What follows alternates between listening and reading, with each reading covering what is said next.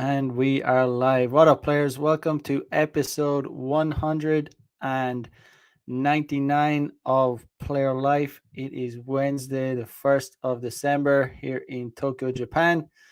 And today we have a special guest on the show. That is Mr. Loki, uh, based in Cape Town, South Africa. So, Mr. Loki lived in Tokyo. So we're just gonna shoot the shit and talk about what life was like for him in Tokyo. So what's up, man? Thanks so much, Mac, for having me around.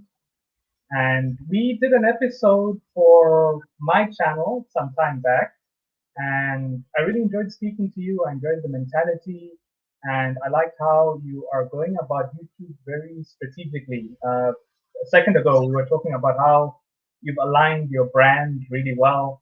The Mac the Day Gamer YouTube, the IG, the Drip Drop Slop, if you are so inclined, and everything is sort of aligned to a certain direction. And I think it's really playing smart. And Mm. the coaching you're doing, I can really see a lot of thought and thinking behind that. So even though we're going to shoot the shit, it's like serious shit that will change your life.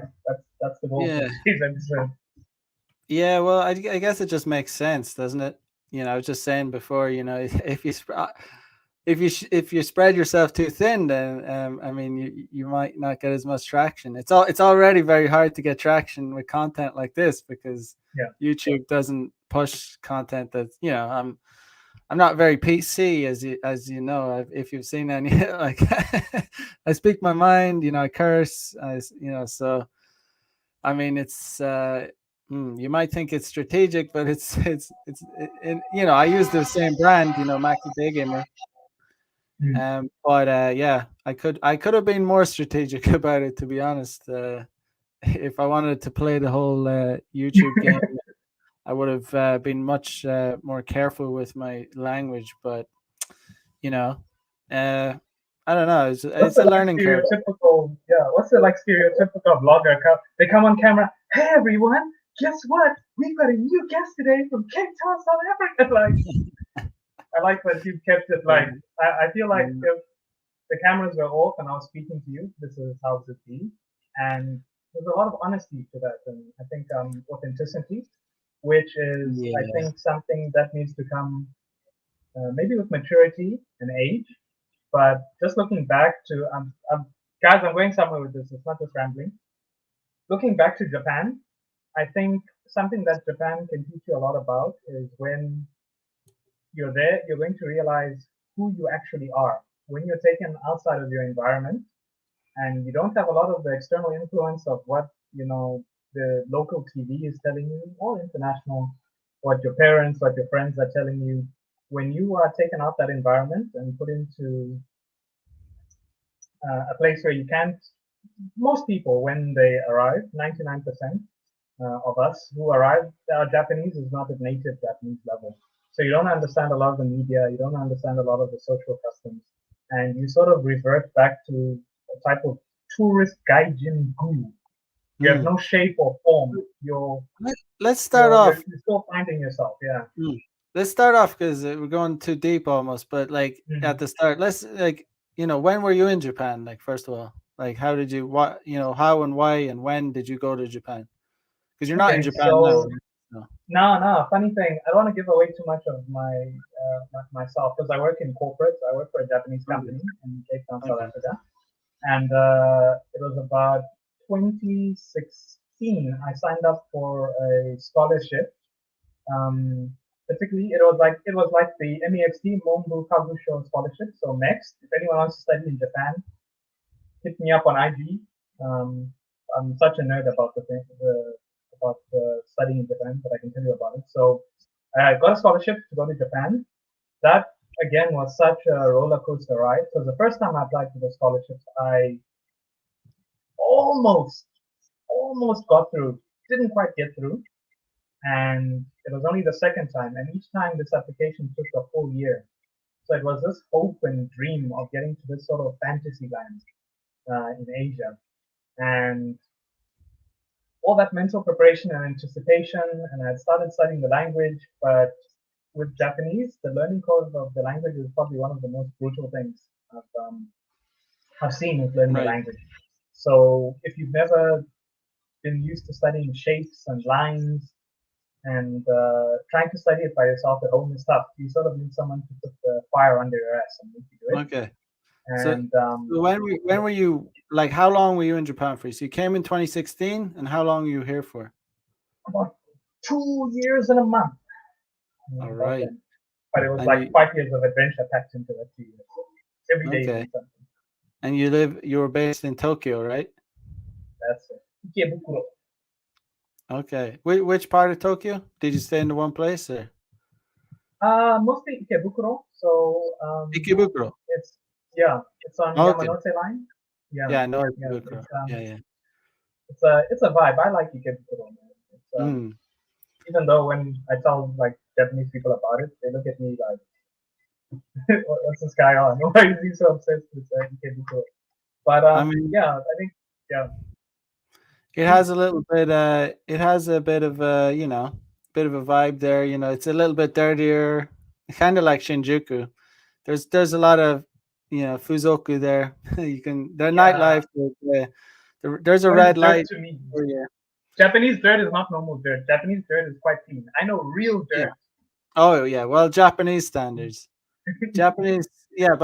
It's like when we say dirty, I mean the nightlife, as in the Hmm. uh, the sex industry is quite visible in Ikebukuro. I would say. We need to go into that into more detail later on. But Mm. Ikebukuro is a vibe. The reason why I like Ikebukuro is okay. I don't want to become like a salesman for Ikebukuro, but like the apartments are reasonable compared to other places. I mean, I'm not saying you have access to Shibuya, Shinjuku, Harajuku, all those places. Yamanote Line, the train station can take you to multiple different places, Mm. and yeah, as you mentioned, restaurants, big Chinese community. You've got variety. You've got a lot of amazing things. There's Sunshine City, cool date location. So I was like in Ikebukuro, like that was my headquarters, Yeah, my little there's a spot. lot of action going on there. Hmm. There's a lot of it's a good spot actually. It's a pretty decent spot to pick up women actually to do There are cold. some number dudes there at the station, but those guys are on their game is failure game. Like Which game? the Nampa guys who are like West Exit, Ikebukuro, Yeah, I didn't they, spend too much time there. they're not getting the job done. I've only been a few times, but I know that there's a lot of there's a lot of action going on around there. So there's a lot of Yeah. options to approach. Basically, that's the only reason I Mm, mm, thought it mm. was good. But You've sometimes got in Hub. There's Hub. huh? You can pick a girl up off the street and take her to Hub. That's like the Ikebukuro sort of style. Okay. But it's like the women who are there at about 11 p.m. to about midnight. You can sort of see the vibe. They're there to get numbered, but there's also a certain type of character they're looking for. So again, Mm. like to each their I own. heard there's a lot of working girls around there, so I don't like areas. Well, I think that's a downside to maybe areas like that. It's like especially I think Ikabuku is kind of like Shinjuku. It's like I don't like Shinjuku too much because it's like there's just almost every girl is like a work. If you go towards like Kabukicho, Yeah, almost every single girl is going to be a working girl. So it's like it's just no, you're not going to meet very genuine girls there. It's like they're almost all going to work at hostess clubs and they're all in some kind of seedy industry. So it's like they're yeah. always going to be trying to hustle you. Kabukicho is a little bit They're messed always up going to with be that. fake. They're always going to be trying to get you into their bar. Even if you get their number, it's going to be like, oh yeah, come drinking, and it's like come to this bar, and it's like you oh okay. You think I'm a fucking idiot? I'm not one of these guys that is fresh off the boat. I'm like That I happens, know right? the game, But guys get played like that. They get Big played like time. they You know what it is? oh They like come in super naive, have done no research, and I think if you know someone who's around, or again, go watch a channel like Mac the Day Gamer's channel, and just a little bit of advice can save you so much pain and frustration. right. Yeah, they're called botakuri bars. You can get ripped off too, but I think they're less likely to do that to foreigners, especially if you look. they're not going to try that with a guy that looks like they have a little bit of street smarts. But like a guy, Everyone, I don't think they're going to try that to shotgun me. game. I get Everyone insulted. who walks by the street, like, I get mad insulted when these bitches or when people try and pull that on me. It's like an insult. How dare you think you can pull that shit on me? How do I look like that? Do I look everyone. like a fucking idiot? Do I look like a bitch that's gonna pay like you're gonna take me to your bar and rip me off? I'm not a fucking little I've got bitch. Like I've got a few stories about that. So I'm from South Africa, and usually the African community in Japan, sadly, the ones who are most visible, not necessarily the majority, but the ones who are most visible, guys who are street touting. And usually it's a few very aggressive ones who paint the picture for everyone. And when you go to Kabukicho, or if you're like me in the streets of Roppongi and you're there, it's it's a few who are making it into these blogs on the internet who are like, oh, I approached a guy and he was so aggressive and he did this to me. Oh, all African people are like this. A lot of, like most African people, keep to themselves in Japan. They're either mm, studying or working in their little shop or corporate, or they're usually not visible. The most visible ones are the ones who are making the most problem. So I would walk around Roppongi, and initially, when the culture shock hits me, I'm like, is this how African people are living? This is how people behave in Africa by any means. Like some of the nonsense those guys pull, you would get yourself killed trying that in South Africa. mm, Like, yeah, especially like Halloween or Christmas time, usually the Japanese women are so nice. They don't complain. They don't say anything. And yeah, I don't want this to come into a rant where I'm like no, bashing racial stereotypes and the whole thing. But there is a sort of there's what you see on the surface, but there's more going on underneath. So yeah, mm, Kabukicho Roppongi, you yeah, can get ripped off. Beware of those. yeah, In yeah, just Korea, we beware. call them juicy bars, where the I would girls just like. not. Yeah, just don't. I would just say don't go to any of those play. Any of those. I would say just avoid like any kind of place that looks like a strip club or anything like that because they're Mm, gonna try and rip you off. If you're like if you look like you if you look a bit innocent, especially if you look innocent, I think they'll try and pull it on Japanese much more than foreigners because I think they might be afraid foreigners will cause too much trouble. I think Japanese will be much more likely to pay up, like because this is what happens in these places. For anyone who mm, doesn't know, a botakuri bar is like a rip-off bar. So that you go in there, they say it's this price, and then they give you some crazy bill like $500 for a few drinks or something. Like this is a thing that happens. This is yeah. the kind of height of crime in Japan. That like Japan is a very very safe country, but this is like that's kind of like I guess that's as almost. I'm sure it gets worse, but that's the kind of like as bad as it gets on the street level. They'll like take you to a place and like overcharge you and shit, like Yeah. try and intimidate you. They'll have some goons in the back, but I think Japanese are far more likely to be intimidated, like you know, So than I've got a few stories about that. It happened to a guy I know, and so he was visiting Japan and he was falling into that trap of, oh, Japan is so safe, I don't have to worry about anything. Woo. And so he goes to one of those bars and he meets a woman who's being a bit too friendly, and she's like, hey, come drink with me and my friend, and they've never seen a woman like that. And Japan hits you the first like week or so you're there, it hits you like bam, I've never seen women this thin, hair, like they dress to the nines, and yeah, especially yeah, Tokyo, you'll see those hard-hitting women. Like you'll just go back home to like your hotel or wherever you're staying and just reevaluate your life. Like, yeah, how can I get a girl like this?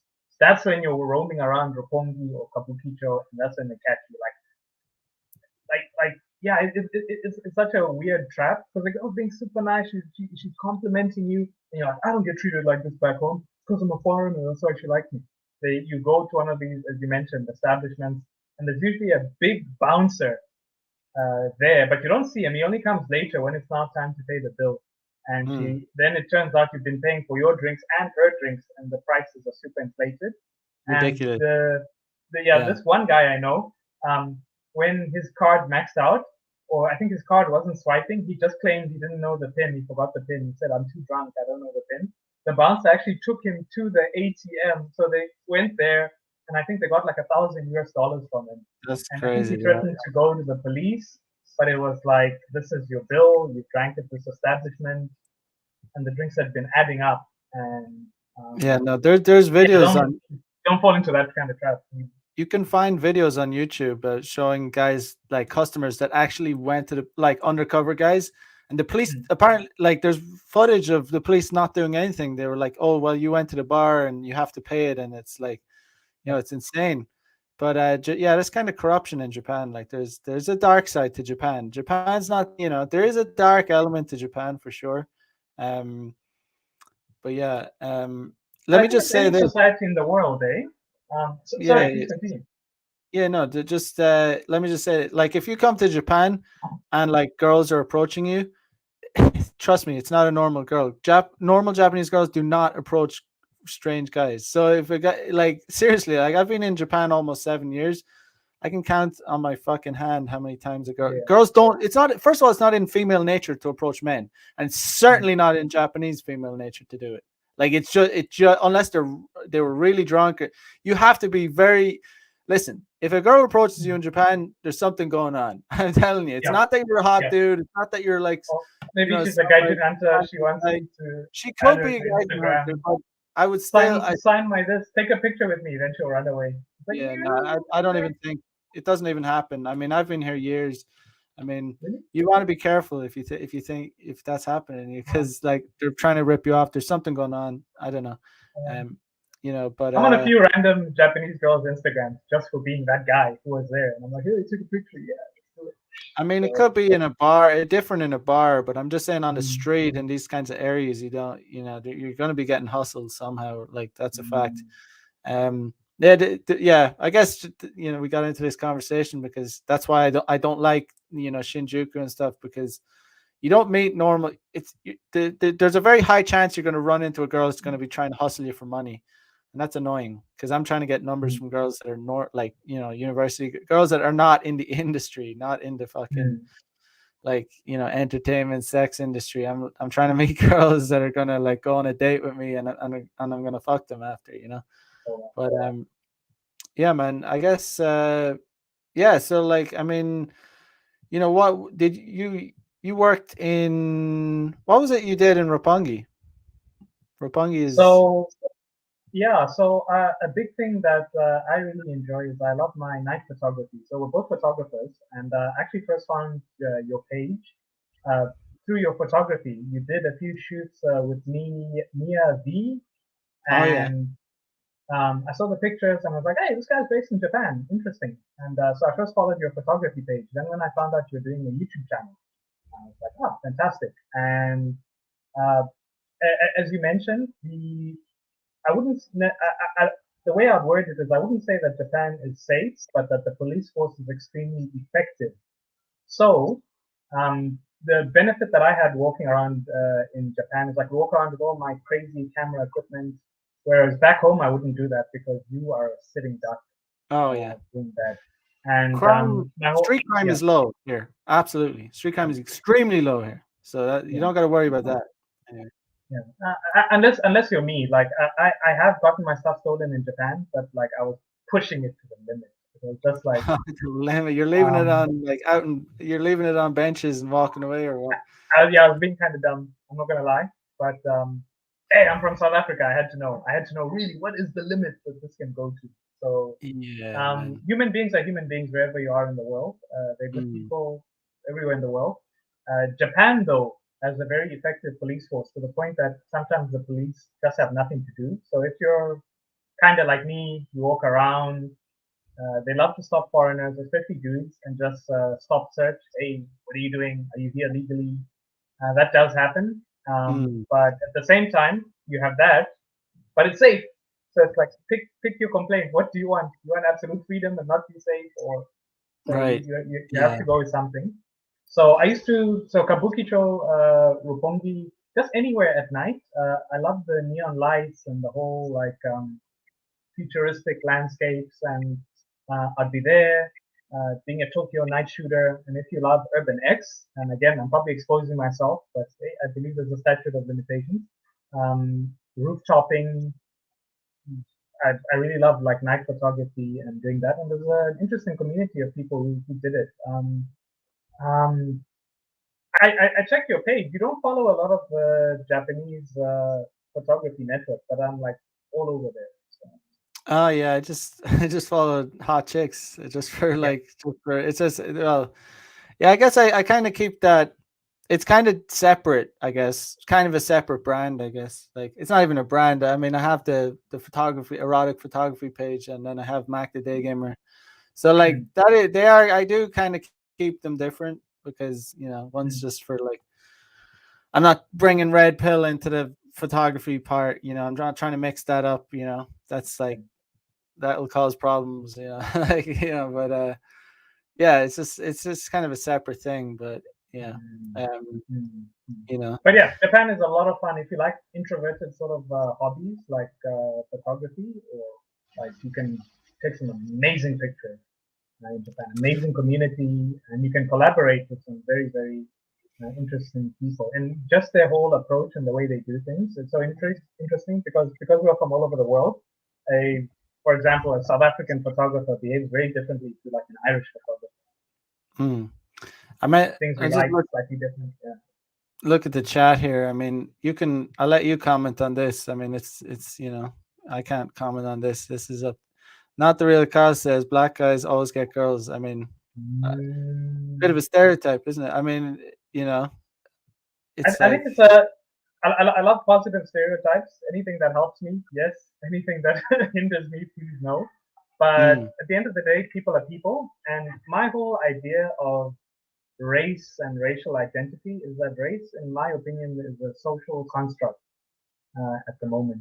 Whatever people tell you that, oh, this race of person is like this, or this guy is like this, at the end of the day, you decide your identity.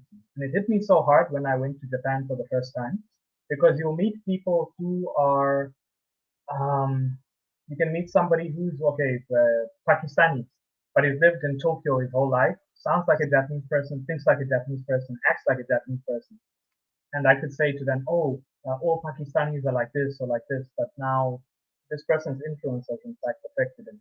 So when you say black guys always get girls, in my entire life, I don't think I've ever dated a woman who wanted me just because I was black.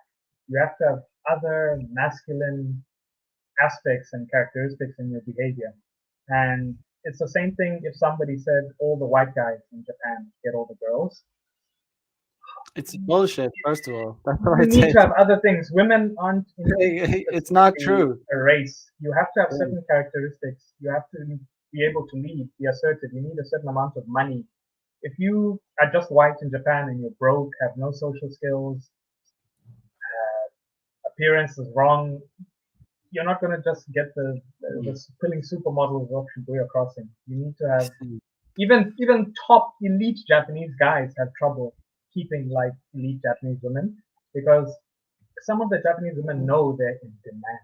They know there are guys flying in from Germany, guys flying in from to like wipe them up, and they sort of some Well, less Japanese women are less not so even now. based in reality. They are like they want this unicorn kind of guy who doesn't exist because I think they read so much manga and so many things that this fantasy idea of the perfect man. And Japanese men have already given up trying to achieve that. They're like, nah, you're on your own. Well, So some well, Japanese listen. women are just perpetually single. Like, they're not dateable. It's not gonna work. I can't say what it's like to be a black guy in Japan. I can only judge from being a foreigner, but from what I see, listen, if you're a foreigner in Japan, it's harder than a Japanese person. There's no fucking two ways about it. If you're a fucking foreigner in Japan, it's harder to get with Japanese women than it is if you're Japanese. That's a fucking fact. All right, there's no debating that. That's just the way it is. Some Japanese, the creme de la creme, like some of the hottest Japanese girls won't touch a foreigner. Never will they touch a foreigner. They don't need to. Japan is like, first of all, the foreign look is not something that they're into. Like, if you look at K-pop, J-pop, all like the movie stars, like the bands and stuff, the men have a much more feminine look. It's a different look about them. So, and then there's other reasons. There's monetary reasons. Like a lot of Japanese women prefer money over looks anyway, so they're more interested in status and money than looks. Like that is very true in Japan. Japanese women like will take a rich guy, an ugly rich guy, over a handsome poor guy. like I would say the vast majority of Japanese women will choose an ugly rich guy. Let me repeat that again, an ugly rich guy over a very handsome poor guy. Japanese women care a lot about I've seen standard, situations like that. Eh? I you think know. Japanese women have higher standards than a lot of other places in the world. But however, something interesting that I found is that the type of guy who does well in the Japanese market, and it's not just one type, let's say the top three types of guy, very similar to what I've seen in South Africa. The same type of guy keeps getting all the girls. Guys who assertive, guys who productive, guys who are they have a very internal locus of control. They decide where their lives are going. Those guys sweep up all the women, sports stars, um, musicians, politicians. Those guys sweep up all the girls. Nightclubs, digging, it's the same thing. Ooh, I see a question. Okay. Light says, how do the Japanese treat you being a foreigner who isn't white? Well, you don't know what it's like to be white. I don't know what it's like to be black, but so I mean, let's just I mean, who basically what he's saying is how do the Japanese treat you being a black guy? Because I mean, you can't judge what it's like being a white guy because you don't have that experience. But yeah, so I guess we kind of touched on it already, but I mean, I guess you can Let's go answer it. into it. Let's go all the way Yeah. into that one. So, Mac, would you like to start it off? Well, it's kind of based. I'll say a little bit about it, but it's directed towards you. But I mean, as a foreigner, I mean, you're definitely you're separate. You're in a little bubble. Like you're out of you're not part of. They don't. You'll never be say. If I was born here, I'd never. They wouldn't see me as Japanese. It's just like, it's absurd to even like even me to even consider that. Like even if I lived here till the day I died, I could never. To be honest, like I wouldn't even try and call myself Japanese. It's just a different culture. It's just like the people are different. The way of thinking is different. So I wouldn't ever claim to be Japanese, and they don't treat me as Japanese. But I honestly, I kind of like that bubble. I like that there's pluses and minuses. You get treated differently, but you also get like kind of. I guess you can get away with certain concessions and things that they mightn't treat you as strictly, and stuff like that. And I mean, apparently, if a Japanese person doesn't wear a mask out in public, people will say stuff to them. But I choose not to wear a mask because that's just not. I'm just not interested. I'm just not going to do that. I'm not going to comply with shit I don't believe in. So yeah, but apparently, if you're Japanese, they'll get called out and stuff. That I'm not Japanese, so I don't have that experience. But as for me, no one calls me out. No one ever calls me out. Only if never in public. It never happened once. I'm not exaggerating. I go out every single day. I ride the trains, the subways every single day. I'm out. I go into supermarkets. I've never worn a mask. No one has ever said anything to me. The only time someone ever said something to me was if I needed to enter some venue or something. They'd be like, "Oh, you have to wear a mask or something," but never out in public on the streets. But anyway, yeah, I'll let you take it now. No, no, I find your story so interesting. And okay, all right, Mr. Light, let me give you a nice little answer for your question. So race is such an emotionally charged topic because it's had a very painful history just throughout the world, particularly in South Africa. And the best way I could understand, I could try explain this is imagine, let's take race out the equation and let's use examples or proxies or analogies. If I was a type of fruit juice, let's say I'm a flavor of fruit juice, and I'm a mystical fruit you've never tried before. Let's make up a fruit right now. I can be freaking, I'm South African flavored juice. Let me call it that. And Mac is also a type of juice. He's Irish flavored juice, and it's a unique fruit that only grows in Ireland. When foreign people meet you, not just Japanese, anywhere in the world, there's a certain type of we use stereotypes and heuristics to say it's a way of making decisions with very limited information. So if you are, for example, American, that is like a popular brand of juice that many people have already tried before, or you've seen adverts, or you've seen that sort of thing. So if you're British, American, Spanish, those are like the popular flavors of juice, if I could call it that. It's the ones that they try. That's like the grape. It's like the apple. It's like the orange. When it's summer and it's hot, those are always the flavors that go first, right? Now, if I'm beetroot mixed with spinach, and you've never tried something like that before, you're not gonna drink it. You're gonna look at it and make a few guesses. You'll go with like stereotypes. Some will say, "Oh no, it's not very sweet tasting. The color is probably not the color you'd expect." So myself being from South Africa and then a very lot of negative media about the entire African continent, I could be a billionaire. I went to the same high school. No shit, no jokes. I went to the same high school as Elon Musk. But if somebody meets me, they assume African, poor, not very intelligent, poor communicator. No. So the first thing you have to do is you have to break a lot of those stereotypes and show what value you have. So it's a marketing problem mostly. And if you get a negative experience with someone who's met you for the first time, it doesn't mean you have to take it personally. And in the past, I used to. I'd be like, oh no, they think I'm this, or they think I'm that. It's it's a marketing problem most of all. Most human beings around the world, wherever they're from, are actually good people. It's just a lot of the media and news that puts ideas in your head about certain things that are not necessarily true. Like we're all individuals. If I met Mac and I only really understood Mac by speaking to him, I didn't look at his thumbnail and his videos and assume, oh, he's probably this kind of YouTuber. But you have to see his own ideas, see how he communicates, see how he does his things, and you have to read between the lines of a lot of these things. And I noticed that within the foreign community in Japan as well. You'll meet somebody, and usually the first question you ask is, "Hey man, where are you from? Are you from here? How long have you been in Japan?" And you already start also making those same stereotypes. You start making a stereotype for them. Oh, he's been in Japan a week. His Japanese probably isn't very good. Mine's probably better. He's from what country? Okay, I probably have more money than him. He's got this, and you assume a lot of things. But when you meet the person, it's actually very different. Mm. And I'd say, yeah, Light, thanks for your question. How do the Japanese? It's all different. It varies. Some Japanese people have been in South Africa longer than I have. They know more about Africa than I do. Incredible people. Some Japanese people just hate everyone. Sometimes it's not even personal that someone was rude to you; they're rude to everyone. Then some hate you because you're a race that they don't like, and that happens. But it varies.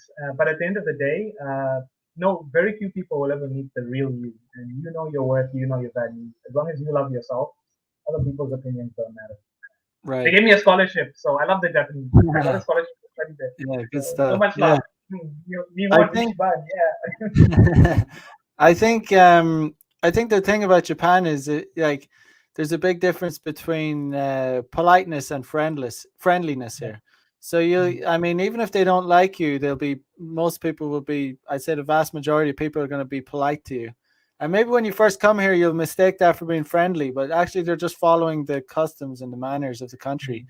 So they like, although people might be polite to you, never in a million years do they want to really associate with you or be friends with you or like have a conversation with you. They'll just be very like formal and polite. So that's a very there's a distinction there definitely in Japan. True forms, eh? True Japanese forms. people like to say like, "Oh, we're so friendly," and it's hilarious because like really as a country, as a culture, they're not really that friendly. Like it's very difficult as a foreigner here to make friends like with Japanese people. Very difficult. So Um Mac, which countries got the friendliest people of all the foreign people you've met? I don't know. I mean, I have a lot of bad things to say about Ireland, but I mean, I know that like if one of the positive things about Ireland is like if a foreigner comes to Ireland, it's I've seen it time and time again. It's just like it's very easy for foreigners to make friends in Ireland with Irish people.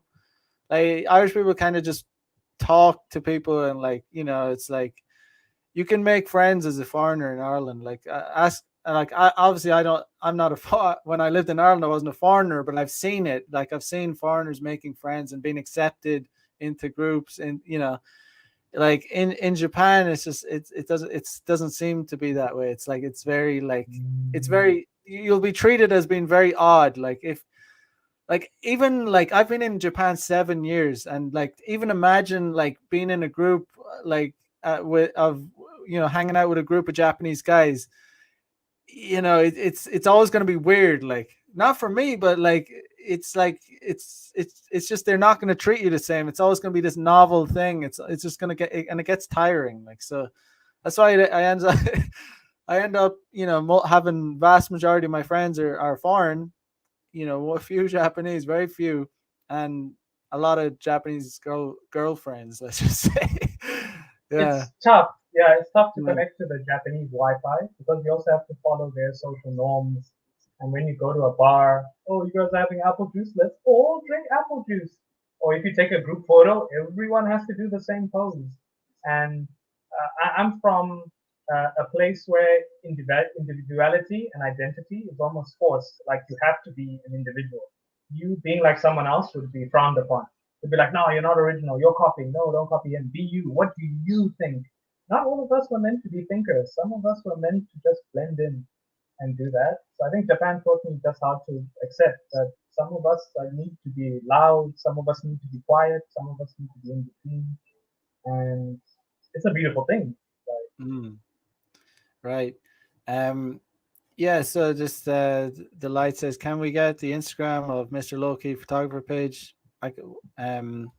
Yeah. So I mean, I can put the link in. I put the link. I'll put the link in the descriptions.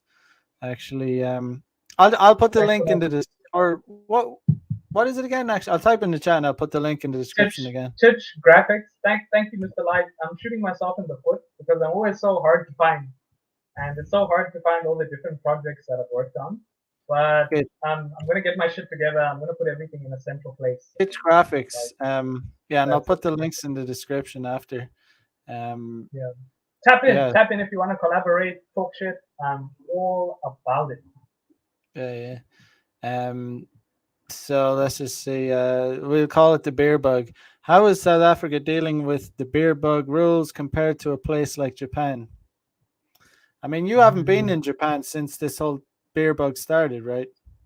Yeah, but I work for a Japanese company, and we been dealing with the uh, Japan office to the South African office. So, very nice question, Mr. NJ3000. Let me give you a really good answer for that. So, for those of us who've been watching the news, and this Omicron variant has got everybody quite shaken, and yeah, it's a lot of big political powers and things are happening, and they're exposing a lot of very weird things in the system. I think it was now identified in the Netherlands. I don't know if the Netherlands is also going to go on lockdown or just the African countries. Let's wait and see. I am at the point now where I'm like, when they announce something like this, what are you doing with your life? That's what I ask myself. Go learn something. Go do something. The world is always going to be in a state of panic and things Hmm. going wrong and oh, everything's going to explode now. There's always What going are to be you doing something, with right? your life? Yeah. Yeah, that's a good answer. Yeah, there's always going to be something. The world's never going to be perfect. It is what it is. A lot of this shit it's out of your control. We're not gonna change the world. I have my beliefs. So I choose not to comply with things that I don't believe in. I know I'm not going to change the world, but it's just like the red pill philosophy is like you change your own world. You make your own Hit life the better. gym. Hit the gym and exercise. Stop reading the news. That's what I thought. It's the best way to do it. Turn off the news. Hit the gym. The best, I put out an Instagram story sharing my thoughts about exercise. Exercise is the best way to deal with stress and depression. Like anytime I'm feeling bad, man, I just go out, exercise, either exercise alone or even better, exercise with a friend. It's the Yeah. best way to release that tension, release that anger. You just feel so much better. You can talk with your friend, you hang out. You're getting those endorphins from exercising your muscles. You're releasing those endorphins. It makes you feel good.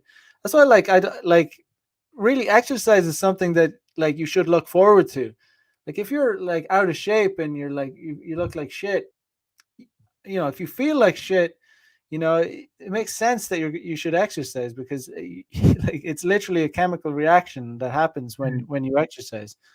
I actually had a neck injury, like it comes and goes, but when I can't exercise, I feel terrible. Like I'm the kind of guy that loves to exercise. I love activity. So if I can't do it for some physical reason, like if it's like some injury that I have to sit it out, like that really affects me because it's like something that I actually look forward to. So I can't really relate to people that dread exercise because it's something that's like enjoyable for me.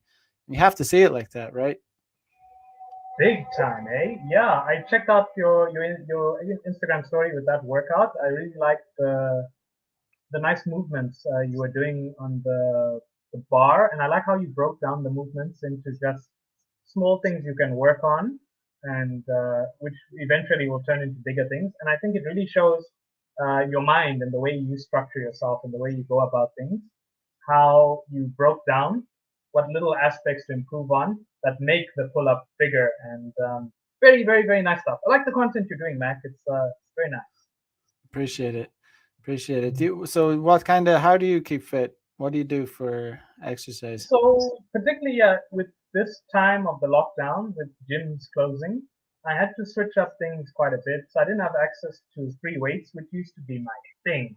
From even when I was in Japan, I had access to a gym, and as you mentioned, it was a bit tricky to like make friends and have a social community because usually people are very busy all the time, and it even seems alien to them of just meeting up with someone just for the sake of hanging out.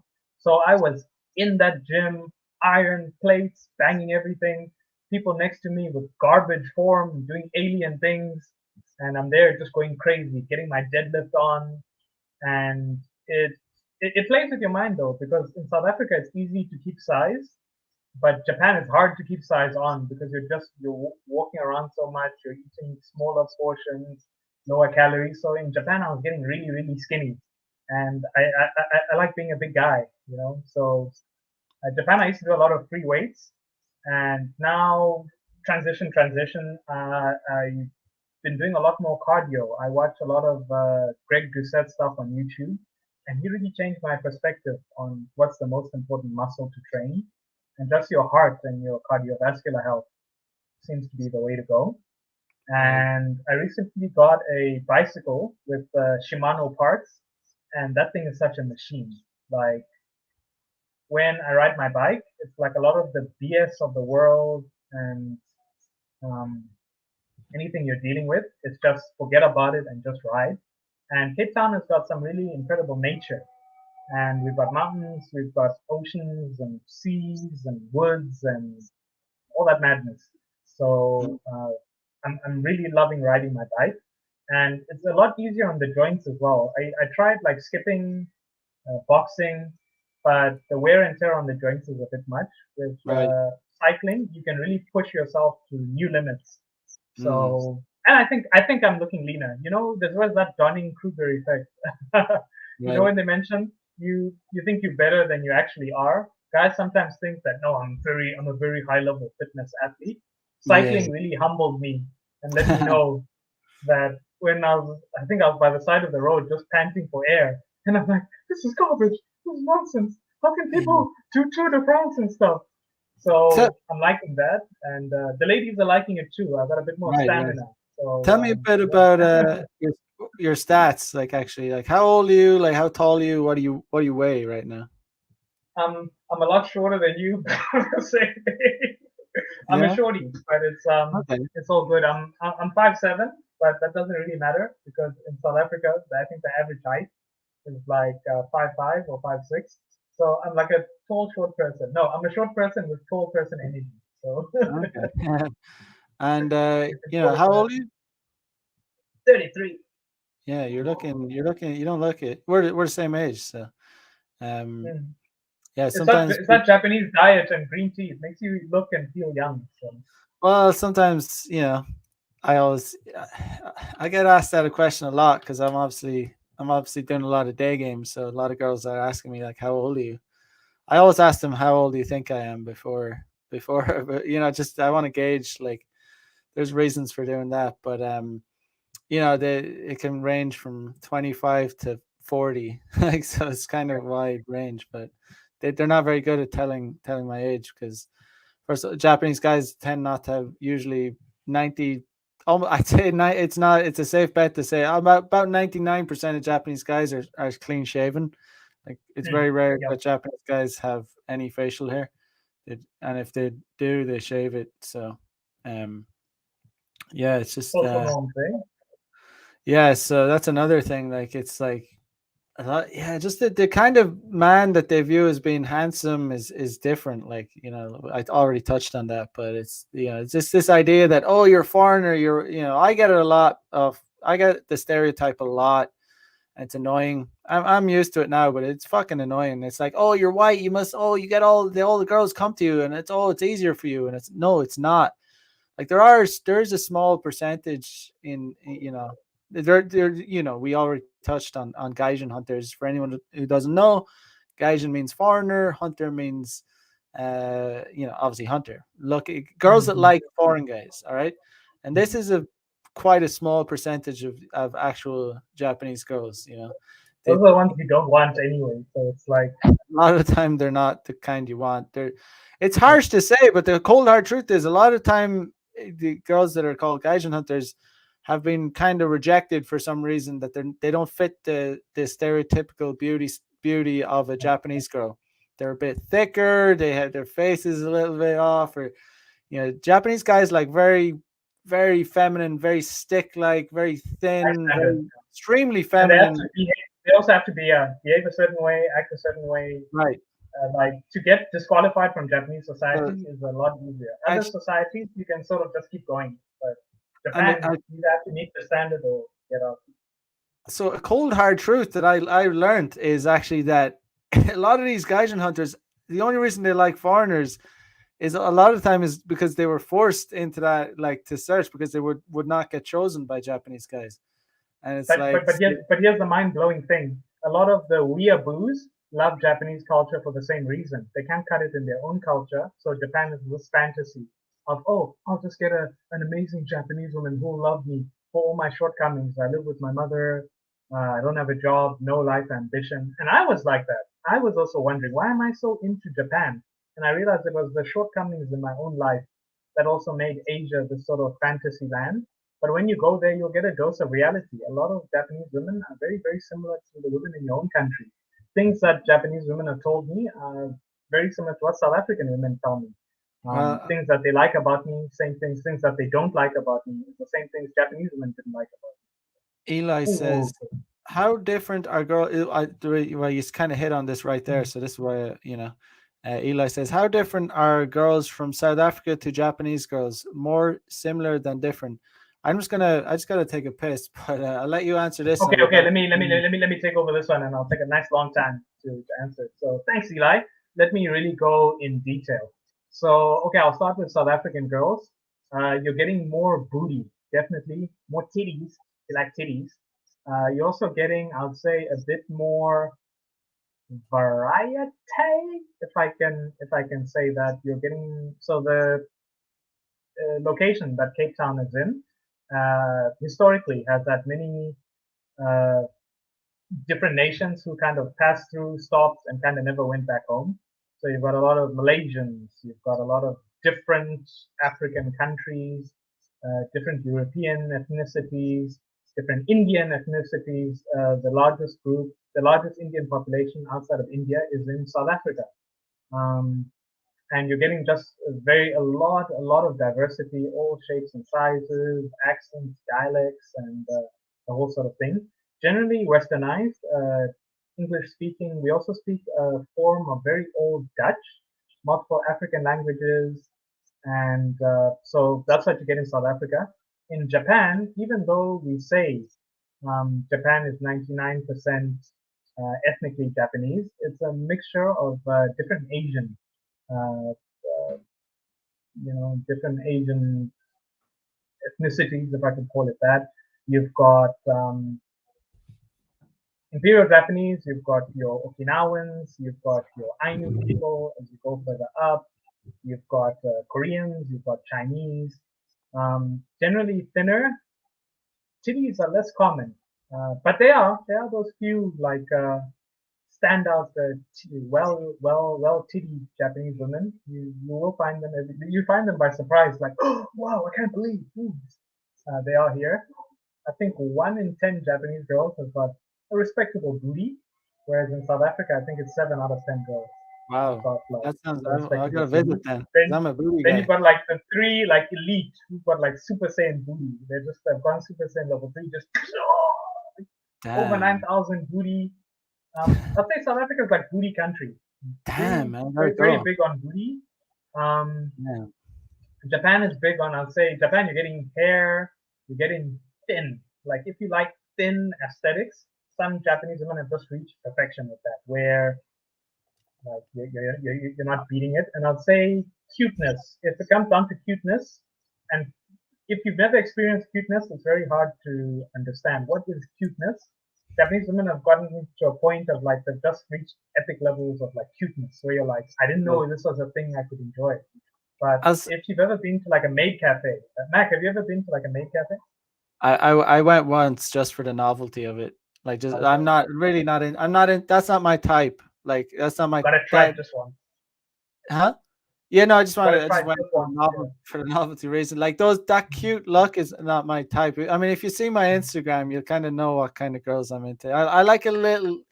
I like a little bit of ratchetness, to be honest. I do like Oh, it's almost like a fetish of mine. Like it's like not too ratchet, like not mm, too like turned up, but like I like the baddies, like the bad girls. So mm. those like cutesy like maids don't cut it for me. It's too like I like it's like I don't like those little maid outfits and stuff. There's too much. They're too baggy and stuff. There's too much going on. I'm a big fan of short skirts, but I don't like the frills and all that shit. Doesn't cut it for me. Mm. I like the bad bitches. That's why I'm a fan of. I don't go very often, but my strip club. I like the strip club aesthetic. Like that that is just man. I could I just You can love. see that in some of your posts. There was a post which you filmed, and I even the music you had playing. I think that's even your photography. That's sort of the direction it's going Yeah, in. but What yeah, maybe what made you like that? When did you first get into that? I mean, when I started realize, I mean, I've always been, I mean, I don't know. I just, I like bad girls. I mean, I like naughty girls. I don't like innocence.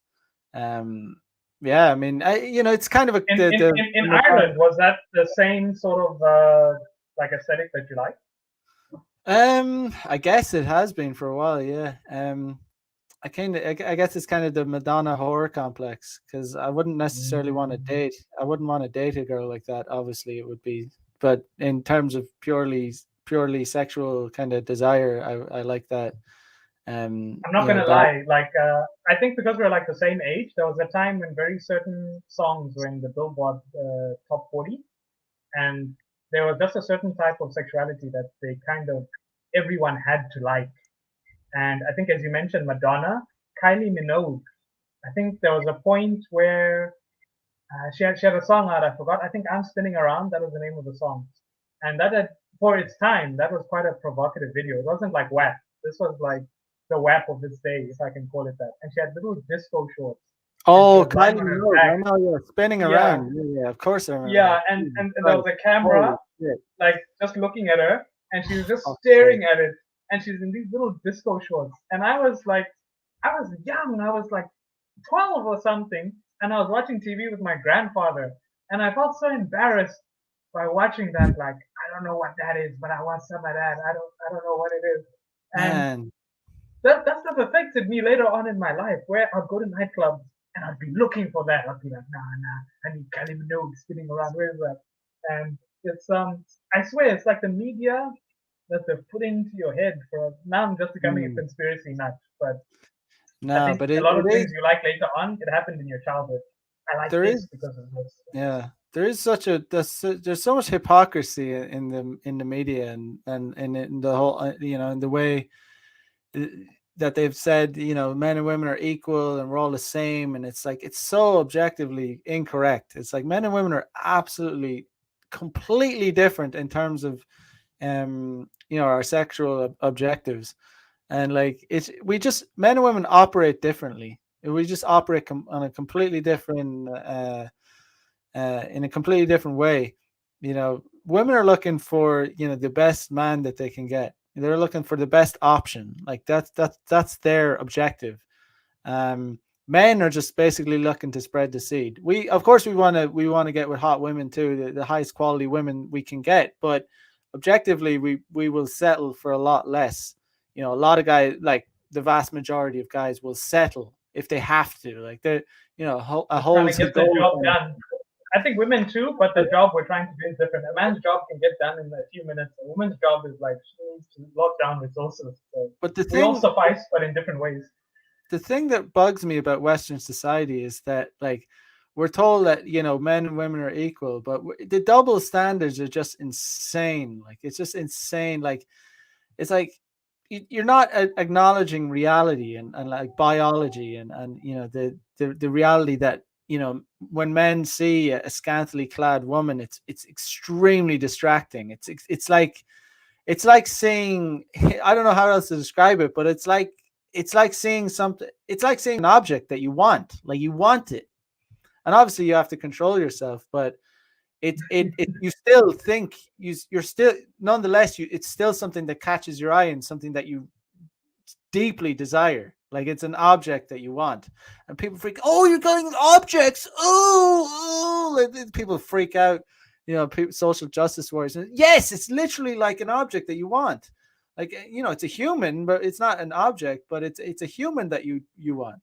Okay, it's not an object. It's a human. You deeply desire to like have sex with that human because it's like it's such an innate desire to have for a man, for a straight male, to want to have sex with beautiful women. And women have just become so free and so like it's all like, oh, you boss bitch, and they're so liberated that they're free to dress in scantily clad, like sometimes even naked.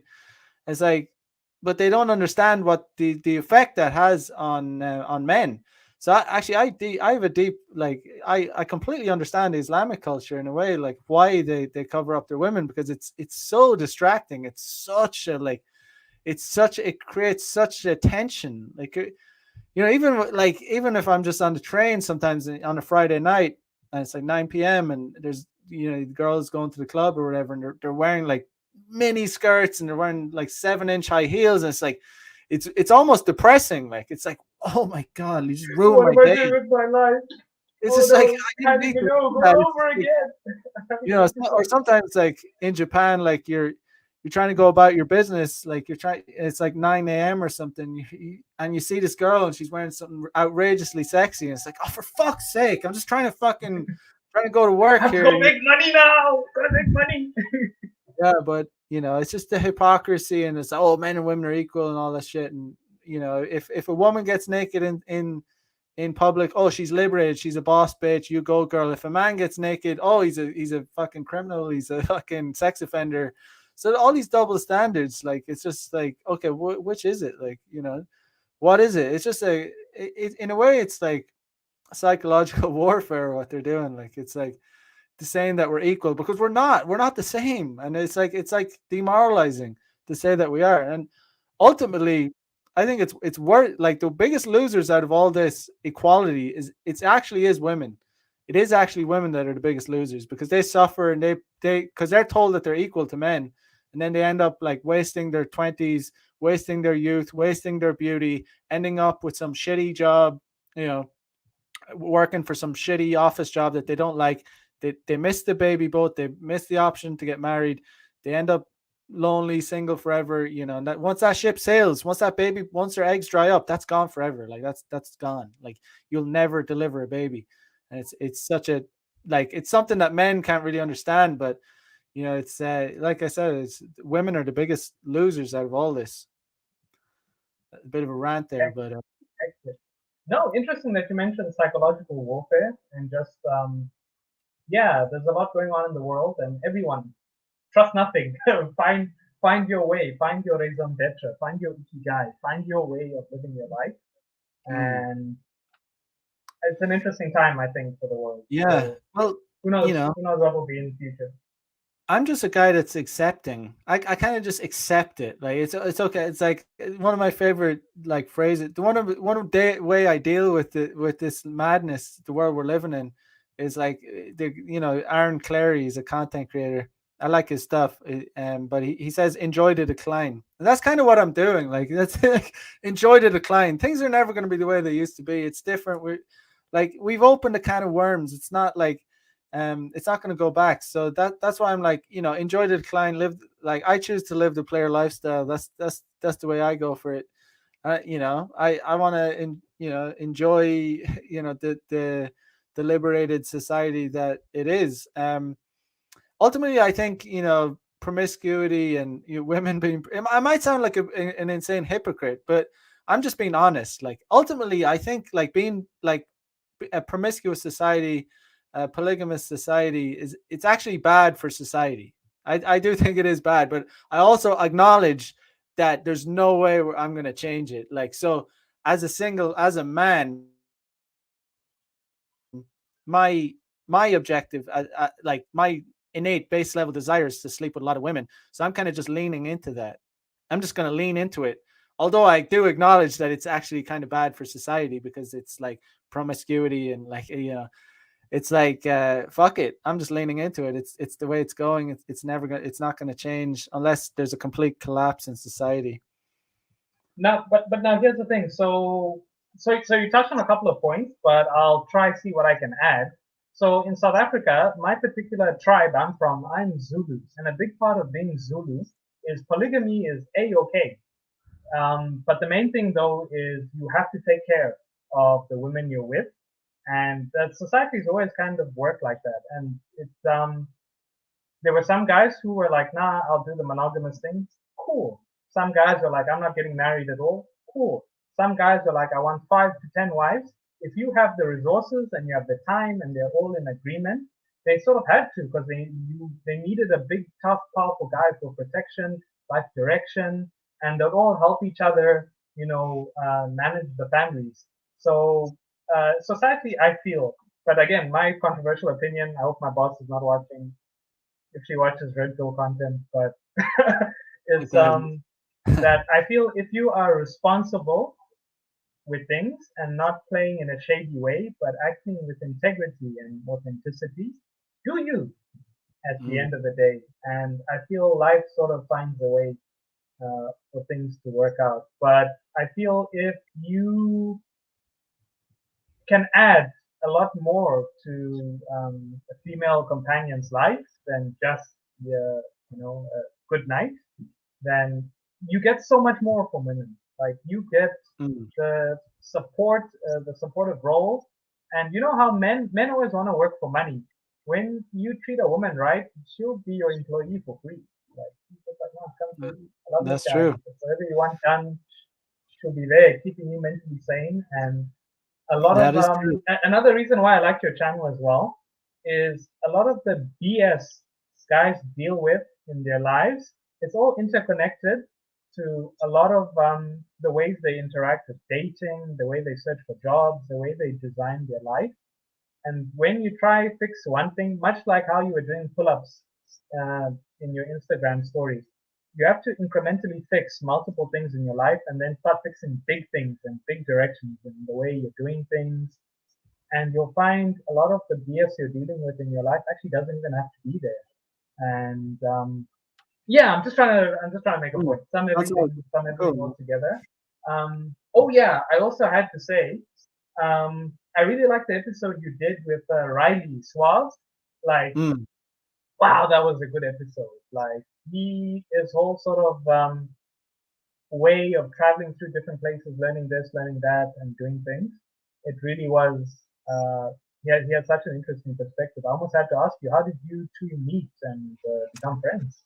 That was just out. Just I met him out in Tokyo at a bar. I think yeah, it was a bar. Like I can't remember exactly when it was. I think it was like last year. Some God, Mm. time flies. I've lost all concept of time, but it was a while ago. It was. I think it I'm was. really hoping he starts a podcast show as well. I think his whole sort of life perspective and his Mm, storytelling, he's a very good communicator. If I could yeah, say I that. think And he Mr. was. Light, I see your comment. I see your comment there. We are not going to Yeah, leave you yeah, yeah. out of So this. Yeah, so how does Mr. Low-key game look like? Day game, social game, where do you see most success? I mean, so yeah, I guess talk about, Okay, South Africa and then we can talk about Japan. all right. I'm hardcore into nerd game. I'm a complete nerd, and that's just how I am. I was or still am. Still, I've been a dancer for about 20 years, and it got me big into like nightclubs. I could be on the dance floor, and uh, maintaining a good masculine frame, leadership, assertion, and direction works wonders on the dance floor. If you've ever seen people dance salsa or bachata, and you see the male role, the lead, the way they interact with women, that is, I can say, a crash course in how you can interact on the dance floor. So many guys, if I had to give like dance floor game, uh, a lot of guys maybe feel incompetent on the dance floor because maybe they don't know how to dance and they feel like you have to have gone for classes for a good 20 years. Some guys maybe clown around too much and maybe having too much fun. And it's like, cool, is the goal to have fun or to get the girl? Like, cool. And you have to find a balance and a method to be able to give direction, so assert space, give direction, where you can come to her and say, hey, you come to me, spin, I want you to do this. We're going now here. Be able to touch her in a non-creepy way. That's not like, hey, my dear, come here. You have to Right, be, I think a salsa dancer can give you a very good idea about leading with assertion in a non-creepy way, socially calibrated way. There are many ways to describe it, but I'm big into night game, dancing. Dancing is like my thing, but I don't want to be a one-trick pony, especially now with the pandemic, and you can't come too close to people. So I switched from that to now pushing online games, getting your marketing together, understanding how to lead a conversation from hello, maybe a joke to set up to lead. It needs to lead to a date. I've been pushing Tinder, Bumble, Hinge like a lunatic, and it is an extremely frustrating app, but there's a lot of social calibration you can do within yourself about that app because there are guys who kill on that in those apps. And if you're lucky enough to find someone who's like doing really well, you sort of have to see how they crack the code and see what elements you can copy. And this actually happened in Japan, where when I first touched down in Japan, I tried nightclubs and it was a complete fail. Nightclubs in okay, Japan are very expensive, and right. it's usually the same 30 people who go to the same club, and they're that same social circle, and they don't allow infiltrators to just come in and snatch A someone lot of away. familiar faces. Which clubs did Yeah, you go to? Like, all the what, worst ones, all the worst ones you should never go to. Usually, I go like, to where like Africans and Black people are loved, and universally around the world, if you want to meet the worst people ever who are just going to make you become a racist, go to nightclubs. But I'll go there regardless, and um, I'm not gonna say the name, but okay, fuck it, let me say the name. go for it. I'll go to like Gas Panic. I'll go That's to gone now. Line. Gone. It's gone. It's Ah, gone. Corona just takes and takes No, and no, no. takes. Not my No, Gas Panic. they demolished the building. Man, End of Gas an Panic era. was The my building's dive gone. bar of choice. Sorry, which Right. one? The building's gone. Like they demolished the building. Like it's apparently that was there. That's a like it was a very retro. Like that was there since the 1988 or something. Oh So man, it's kind of end of that an was like era. my spot. The damage you And can do there, because I play dive bar games. The reason why I do that this, was I a know you dive guys bar. are That was a people fucking listening dive. to me probably think this guy's trash. This guy's not got no game. Don't worry. Let me tell guys, don't worry. This is how I do it. I give her almost no other options. Women can't use me for money. Money is never, I can't play the money game. It's not even on the table. I'm about fun, adventure, and randomness. Right. I would meet tourists or randoms. Gas Panic, you want to go in there? No, baby, I just want to have a quick look. It's funny in there. But if she goes with you, she likes you. She doesn't like the venue. She likes you. And I Mm, make fun of the venue and we goof off. We dance, especially a woman who loves to dance. Any gritty dance floor, she's okay with it. If you are right. playing restaurant game and taking chicks to like the top floor of what's like Nobu restaurant in Tokyo, you're playing the money game. I don't play Ah, the money game. I play ah, the nerd, funny, weird guy game. Social game. I was also doing yoga big time because I'm big into like mental health and learning how to like regulate yourself, get yourself mentally right. Because you can get burnt out dealing with a lot of like very damaged people, and a lot of right. their like BS comes to you. So you have to have a good filter to just get yourself back to You meet a lot of where you nasty need to people be. in nightlife. A lot of nasty Yeah, motherfuckers. A lot yeah. of nasty girls, very, very entitled, very ratchet, very just very noisy, very obnoxious. Like you And kind they of like see the fight, worst. and You yeah. see the But you always worst have to bring in yourself some back. guys and Yeah. girls, But if but your aura is strong enough, you can like you can be the one to sort of change the vibe. And I don't know, yeah, I like to go with my own energy. If ever I'm in a place where the energy is not what I am, I usually change the place. And yeah. I I, find I, I you really need to have a positive. It's hard to do, but you really like if you go out with a bad attitude, you're gonna have a terrible night. Like yeah, you're gonna attract bad vibes, and it's like it's almost better not to go out. If you feel bad and you're just not feeling it, it's almost better not to go out. Like from my personal experience, mm. um, you really need You to need a good feel it. balance of activities, I'd say. Like if you are doing 7 nights of nightclubs and you've only hit the gym like 2 months ago, then your balance is completely wrong. You need to be in the gym more, eating healthier food more, doing Mm, normal, like socially calibrated things in balance to doing the nightclub. So you need the right sort of ratio to be like grounded. But if you yeah. do too many nightclubs, then other things in your life start falling apart. So finding that right sort of balance is I went out to a new nightclub in Ginza. You know Ginza. oh, It's a tell me. fancy, very fancy part of Tokyo, the richest part. But Mm, there's a new like baller nightclub there, and it what's it was like called? they were doing the launch party, and I went there on Saturday night, and a friend of mine kind of told me, and I wasn't dressed for it. I was kind of wearing like clothes that you'd wear out to like gas panic maybe, yeah. So as like I'm the type of guy that likes to dress for the occasion. Like I'm not I like fashion. I like to dress well. I like you Mm, know. So I immediately I was like I was uncomfortable. I was like I knew I was like I wasn't dressed for that kind of environment, and it kind of bothered me. So I just couldn't enjoy the night. I just couldn't. I couldn't. I never like it was very annoying. It was frustrating because there were so many hot girls there, like a lot of hot girls there. But I'm the type of guy that needs to.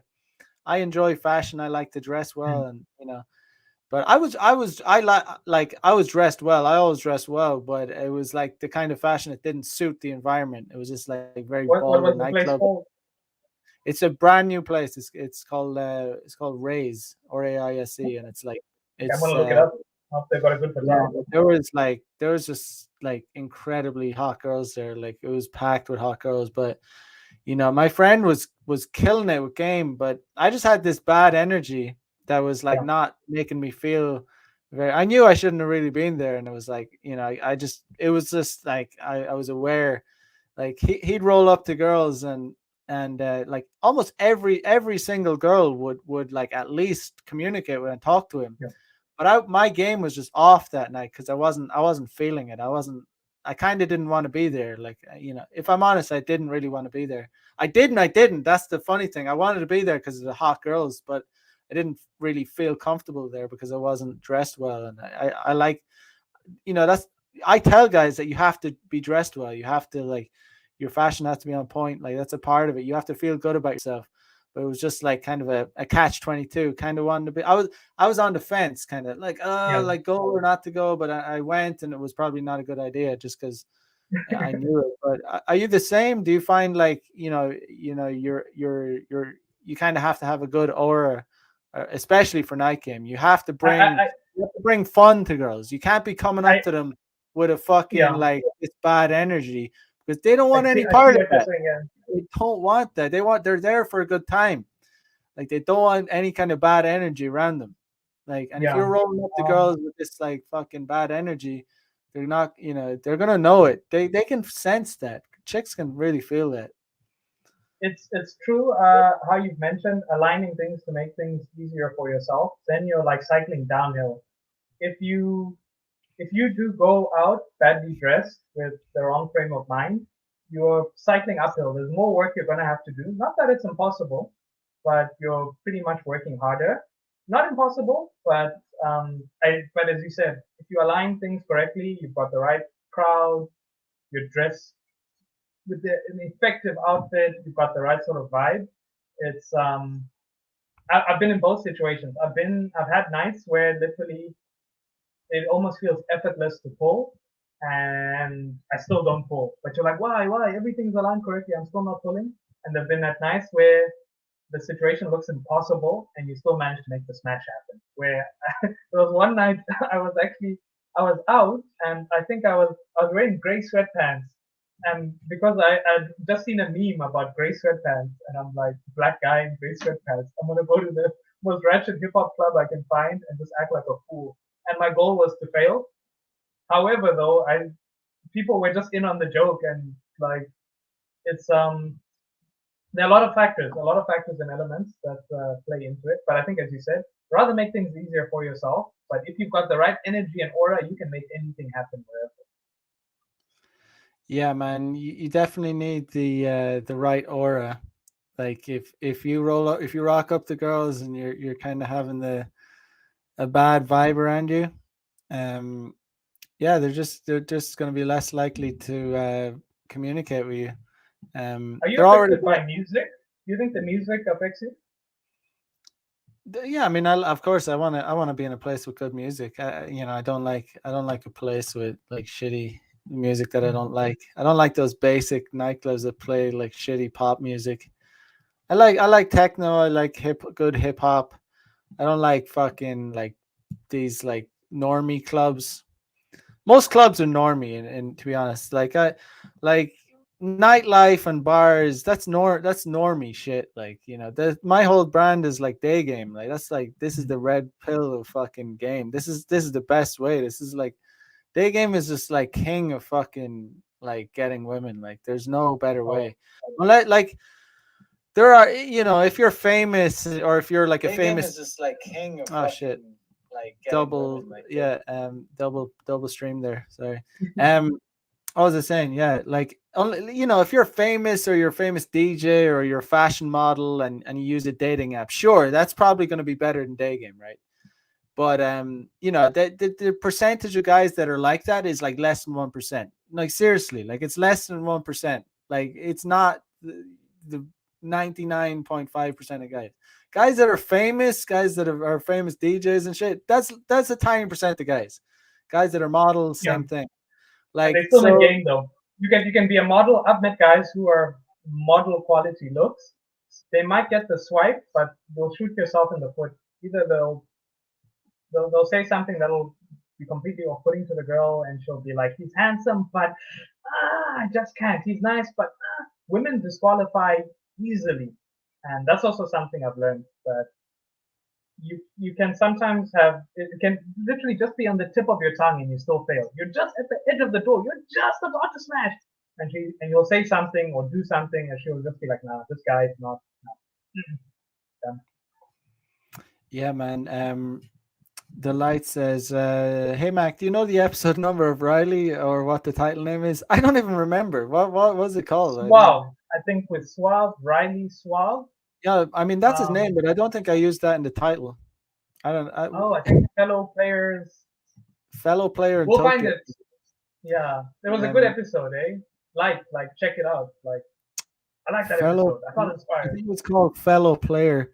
Um, in Tokyo. It's like I've done a lot of episodes, man. It's like kind of like You've been shit. consistent, eh? Do you Yeah, find this YouTube reasonably. thing therapeutic? Has it been helping you Huh? stay mentally Um, focused, well, I align mean, your it's life? well, I would. Hmm. I mean, I've learned to, at the start it was like, it wasn't, I feel like I'm getting better at it. Um, it does take discipline, to be, to get on the live, make the thumbnail and put the time Yeah. aside because, it is Find like, guests, you know, it post is the episode. Yeah. yeah, most of the time I roll alone, but, whenever I can get a guest on, um, it's probably a good idea to get more guests on, because like the thing is like a channel like mine cannot grow through the algorithm because I'm too like I'm not PC enough. I curse, I talk about sex, I talk about the reality of female nature, the reality of male nature. I mix in some taboo politics in there. So they don't push this kind of content, so they never will. So the only way I can actually grow this channel is word of mouth, and by actually, what I really need to do is get on other people's channels that have more subscribers than mine. I'm pretty bad at reaching out. I need to reach out more, but I'm kind of learning as I go along. But if I want to grow the channel, the only way it's going to grow is by people liking, commenting, sharing the content. It's a hard thing to do when you're discussing stuff like this. I mean, it's a hard thing to grow like naturally, you know. Um, I think you should interview some models as well. I think contact Mia V, uh, Yoko Exotic Chair. I think you're following her as well. Get her on an episode. Let's chat to them. I want to hear things. that's see that the thing is that a lot of those girls, girls are very NPC, man. Like they wouldn't. You kind of so I don't like to mix in the model kind of the Okay. photography thing with the red pill, because it's like it's one of the things I tell guys. I tell guys, when you're on a dates with girls, you don't tell them your red pill. You avoid political conversations, because women are normies, man. Women are very NPC. They're very like they follow the crowd, like they follow whatever is normal. So I'm not this is not normal conversation we're having. This is very truthful. We're trying to we're trying to hit on truthful points here. We're not trying to follow the fucking narrative, like the talking points of the mainstream media. We're going against the mainstream media. We're like, we're because the mainstream media tell lies. Like they're spouting just bullshit lies constantly. All this fear mongering, trying to make people scared, trying to so unfortunately, like a lot of those models would not be down with this kind of content. Like they would probably like hate it. like Oh, wow. That's a you know, sign of maturity, though. Learning how to guard your tongue and knowing how to evaluate your audience. I've shot myself in the foot many a time, uh, having weird conversations with girls, showing like the nerdy aspects of yourself, which they weren't quite ready for. No, very few women will be impressed by yeah, your no, camera collection or the language you can speak or things. You have to know like chick topics. I think, as you said. chicks will check your chicks are little detectives too. They're little nerdy little detectives. Like I was out with a friend of mine a few weeks ago. He hit on a girl, got her Instagram. She went through his followers. She saw that he was following Mac the Day Gamer, and she was like, "Oh, you're following this like guy, like he's a misogynist, and he's this, that, and the other." And she wouldn't meet him. So this is why I tell guys, you don't bring in the red pill, you don't start debating chicks. No, like you won't get any pussy out of that. Especially when you're just trying to pump and dump, when you're just trying to smash, right? Like if you're gonna deal with a chick in a relationship, you don't even date you like that's different. When you're just trying to smash, when you're trying to lay down the pipe, you don't bring in politics. If you're going to be dating a girl, you would never, under any circumstances, tolerate a girl that doesn't accept your beliefs, because that'll be a fucking nightmare, right? She has to enter your frame. But I'm just a guy trying to teach guys how to get laid. I'm not trying to teach guys, how to get into these like relationships. And the worst thing you can do is start debating girls about the red pill and about feminism and about politics on a date. You're not going to get pussy from doing that. They're going to be Cock like, block oh, yourself. Yo, they're used, yeah, but the thing is, once you lay down good pipe and you make she likes you, that's when you can be like, that's when you can drop a few bombs and tell her what's up, because like if you want to date her, even if you don't want to date her, listen, majority of girls are gonna like not have anything to do with you once they realize you're a fucking red pill, because they're listening to all these fucking CNN and all this fucking lefty garbage, bullshit fear mongers that are just so that's my little rant there about it. okay. Here's a quick question. So, what has been the craziest reaction you've gotten from laying good pipe? Let's see who's got game. The craziest reaction, Yeah, like like from a girl that have I you think. ever like a yeah have you ever had a girl and you're like, man, I laid down, I put in work today, and you could tell just by the reaction. What was the reaction you got where you were like, I see the power of ultra instinct. Did you ever have a moment like that? I don't know. I just there's just some girls that just have it like like haven't had any crazy reactions, but I mean, there's some girls that just have like a glazed look over their face where they're just like they just so like they look at you like they're like you're an amazing something amazing, like you know they'll have this like these glazed shiny eyes, and they're looking at you like this, like they just fell in love with you. But I mean, I haven't had any like that's the only thing that I've Oh the man, kind of reaction where they're just there and like they've never had an experience like that. You know, they're not used to dealing with guys that maybe have has had as much experience as I have had. These are the good girls, like the good girls that a good girl is like that. But like these bad girls, they've gotten so much dick, so they've probably had a good deal of sex.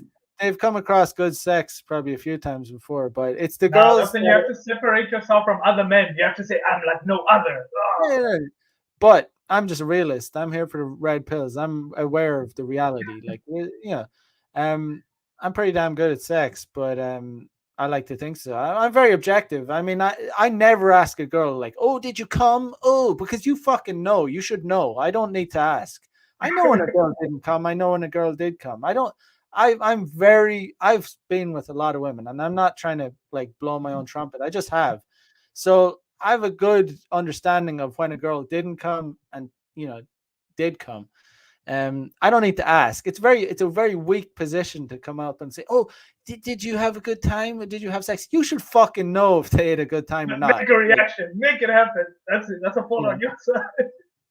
but I've got some pretty wild ones, eh? I've gotten some anime almost sort of reactions. Ah, Bakimono! Ah! Like, and I don't know, I was so proud of it because you always wonder if you're in that Donning Kruger sort of trap. Like, you think you're the shit, but you're actually not. You have to have those really, really wild reactions. Like, they need to making faces like they're eating a lemon, just like, oh, you're and talking about when they're actually busting it when they're coming. yeah, and Oh, I thought you after. meant So when I thought you meant I like have after. I have also gotten those reactions after. Um, Usually I try gauge it by how soon does she call you the after that meet. How quickly is she calling you back for a repeat? Because usually I have to do something so crazy, she has to be a bit disgusted with herself, where she's like, I can't believe I just did that, but I want to try it I again. I don't think Like, there's much. yeah. I don't think there's much connection. Like girls can like come and you can have amazing sex with a girl, and it doesn't necessarily mean it's not enough for them. Sometimes Mm, if you have amazing sex with them, that'll be even a reason for them not to come back, in my mm. opinion, because they know you're a fucking playboy. They know that they'll take the You're win too and good. leave. They'll know that you're a dog. Like they'll know that, oh, this guy's a player. Like there's no guy that fucks like that on the first time we met. Like he's clearly like this is not boyfriend material. So like there's not, just because you make a girl come, that's not enough for them to make them stick around. It's just not. Like, I mean, they might Mm, stick around for a few times, but I'm just saying there needs to be more.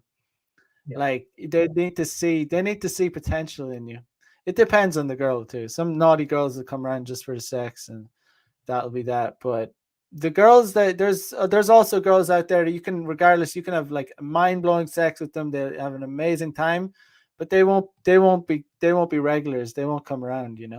A lot. They Mm. might come around a few times. It might only be one time thing, She might but have other suppliers. Like, she might just have. I mean, Sometimes she wants these it, girls, sometimes these she wants girls are that. having sex. This idea that these women are like, oh, they're just innocent. No, they're women are. The stats are out there too. All the dating app, like all the statistics are out. Women are having as much sex, if not more sex, than they've ever had. This is the statistics. Men are having less sex than they've ever had before because of the polarization of men and women. Because women have more options due to dating apps, due to social media, due to everything. They have access to the highest value men. Meanwhile, men, and female nature is to just go for the highest value men. Even low value females, even females that are like ugly, fat, shit personalities, they can still get laid. They can still have sex because of the fucking thirst out there amongst men. See, the thing is, It's like, survival though, but they have it's a to be like buyer's that. That's market. if the It's a world buyer's wasn't like that, the world wouldn't exist anymore. So, You can't hate nature. You can't hate on female nature because it's nature. It's like hating. Oh, it's raining. Oh, like you can't. It's pointless to hate on it because it's just nature. So accept it and learn from it and try and evolve from it. That's the point of the red pill. take the anti-simp vaccine. Just in a booster shot every so often. Tighten up your game. Simping that's the real pandemic. The fucking the simping But Japanese women hate simps. Just by the way, Japanese women deeply, deeply despise simps. Like a weak well, man. I think Japanese all women women deeply do. despise. It disgusts Yeah. women. Well, basically weakness. Women are just disgusted by weakness. But that's why the worst dating advice you can get. See, it's just crazy. It's just the hypocrisy of it all. It's like women will give out the worst dating advice. They have basically created the weakest men in human history, probably, because they've said, "Oh, we want this kind of guy," and they're despised by the kind of guy that they say that they want. Uh, they are disgusted by the kind of guy that they say they want. In reality, they want the masculine guy, confident guy that they want the best guy that they can get: muscular, handsome, strong, wealthy, the whole fucking 9 yards, man. But they're It's like, oh, I just want counterintuitive. a I nice definitely guy. agree. I just want a loving, caring guy that I can cuddle with. Do you fuck? You're disgusted by guys like that. But that's what they say they want. It's I used fucking to watch a few lie. YouTube videos about that where guys would interview a Japanese woman. So, what kind of foreigner do you like? And just as you said, it's very counterintuitive. And a lot of the things that you're told, on the surface, I can understand why they may say that. But deep down underneath, you need to understand the mechanisms of why certain things are the way they are. And I think, as you said, um, Yeah. yeah, Yeah, it's just like the whole package to be the ultimate player. Like you have to understand female nature. You have to really understand what they actually want. Like what is their what they desire in men, and and then you have to like learn. You have to internalize that, and then you have to learn game. You have to become like you basically have to observe what they go for and not listen to what they say they want, because it's shit, it's bullshit. But the thing is, like, they're starting to they're starting to the truth, they're starting to mix in the truth. You hear the truth coming through because of social media. We're seeing the truth now more than ever. So females, you'll hear them on the talk shows like Fresh and Fit's a perfect example of it. Like, females will say one thing in one sentence and then completely contradict it in the next sentence. They'd be like, "Oh, I just want a nice guy. We're all the nice guys. I don't care about money." And then Myron or Fresh will ask in the next sentence, "So how much does he have to earn?" She's like, "Well, about 250 grand a year, or up to a million." It's like, you just said you want a nice guy, but why should I settle for a nice guy? I deserve better. You just said you want a nice guy. Like, they're nuts. Like, it's just like they don't even realize that like they're tripping up right, left, and center. So, like, you learn to pick out the truth, like, and see the have you, reality. tell me, have you encountered any Japanese dating coaches? Japanese dating coaches, like, just like directed towards Japanese people? Yeah, No, I've never I actually never. haven't. I've met a few YouTube channels where they or other YouTubers who've made episodes on dating in Japan, dating advice, finding love, and I find there's an intense blue pill Japanese community who are extremely focused on dates to Disneyland, handing over all power to their woman, then they get Oh my married and the wife god. keeps the money. and their job is to be a good salary man. And like there's a deep, deep, deep This blue is a pill blue pill community. Japanese community. Yeah, there's a deep blue pill Japanese community. That's a weird In thing my to say opinion, because in the my in blue my in pill my is opinion, that's a weird thing because the blue pill is basically, I mean, the red pill is like 1%. Like the blue pill is basically normies. Like that's what the blue pill is. Like no, but so, like it's intense not a blue really pill, like community. intense Oh, nomism, so like Japanese style blue pill, like intense, like nomism, like dates to Disneyland. Oh, call it I'm gonna super find blue a pill. girl. Love confession, kokuhaku, any typical like anime. Like I think there's a Japanese blue pill community actually. Oh shit! Reverse red pill. Well, it Just has to be just my called thoughts and something different. opinions, right? It has to be called something like you have to call it something different, like the super blue pill, because like blue pill is normies, like that's Yeah. like the red pill is like it's a very select, very small percentage of society. Most people Mm. think we're crazy. We get taken off the internet. They try and shut down our channels, try and censor us. So you know, um, like Gabrielle says, "Cuck zone." The cuck zone. Yeah, there's a lot of cuckoldry in Japan. Actually, like there Have really you is. found Japanese red pillars? Um, I've seen like protests and stuff, like, but I don't communicate. I don't really have any like red pill Mm. friends. I mean, yeah, like even if they're red pill, it's still gonna be kind of different because it's Japanese, right? Yeah. But I guess like I consider the guys out protesting the lockdowns and all that. I consider them red pill, but I've Some never of them are really. conspiracy nuts, though. I spoke to a few. Some of them are straight up conspiracy nuts. Well, they get my approval if they're protesting lockdowns. That's for sure. They get my approval. I don't agree with any kind of lockdown. Like I, As a foreigner, I'm like, no, don't cancel my visa. I have no opinion about anything. yeah, but I just kind of quiet. I don't get involved. I'm not going to get involved in any political movements over here. Like that's like I'm not trying to draw attention to myself in that Yeah. way. Like a lot of the That's political movements, but like dating, red pill, female nature, that's like, I'm a, it's a very, I think some Japanese text, like historically, is very based, but I think the Western red pill community is in response to like the increase in feminism. But I think because the Japan didn't have the strong feminism, it didn't require the right. red pill Yeah, community to that's a balance good it out. point actually. Yeah, that's a Might very be good that.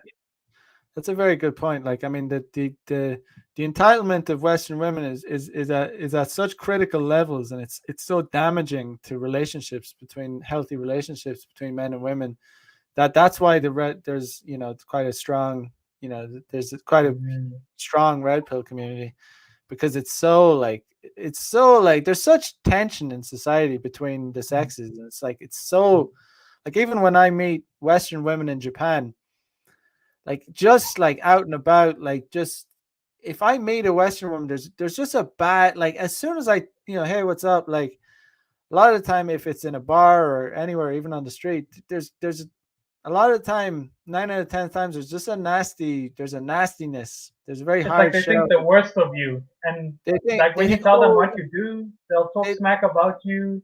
Oh, I yeah. can't stand English teachers. I'm like, but you're an English teacher too. But no, there's a very you know just jumping on the whole like we're saying like women tend to be normies, like they follow the crowd, they're sheep. um there's a lot of bad media, but there's constantly bad media about white men and white supremacy and all this shit.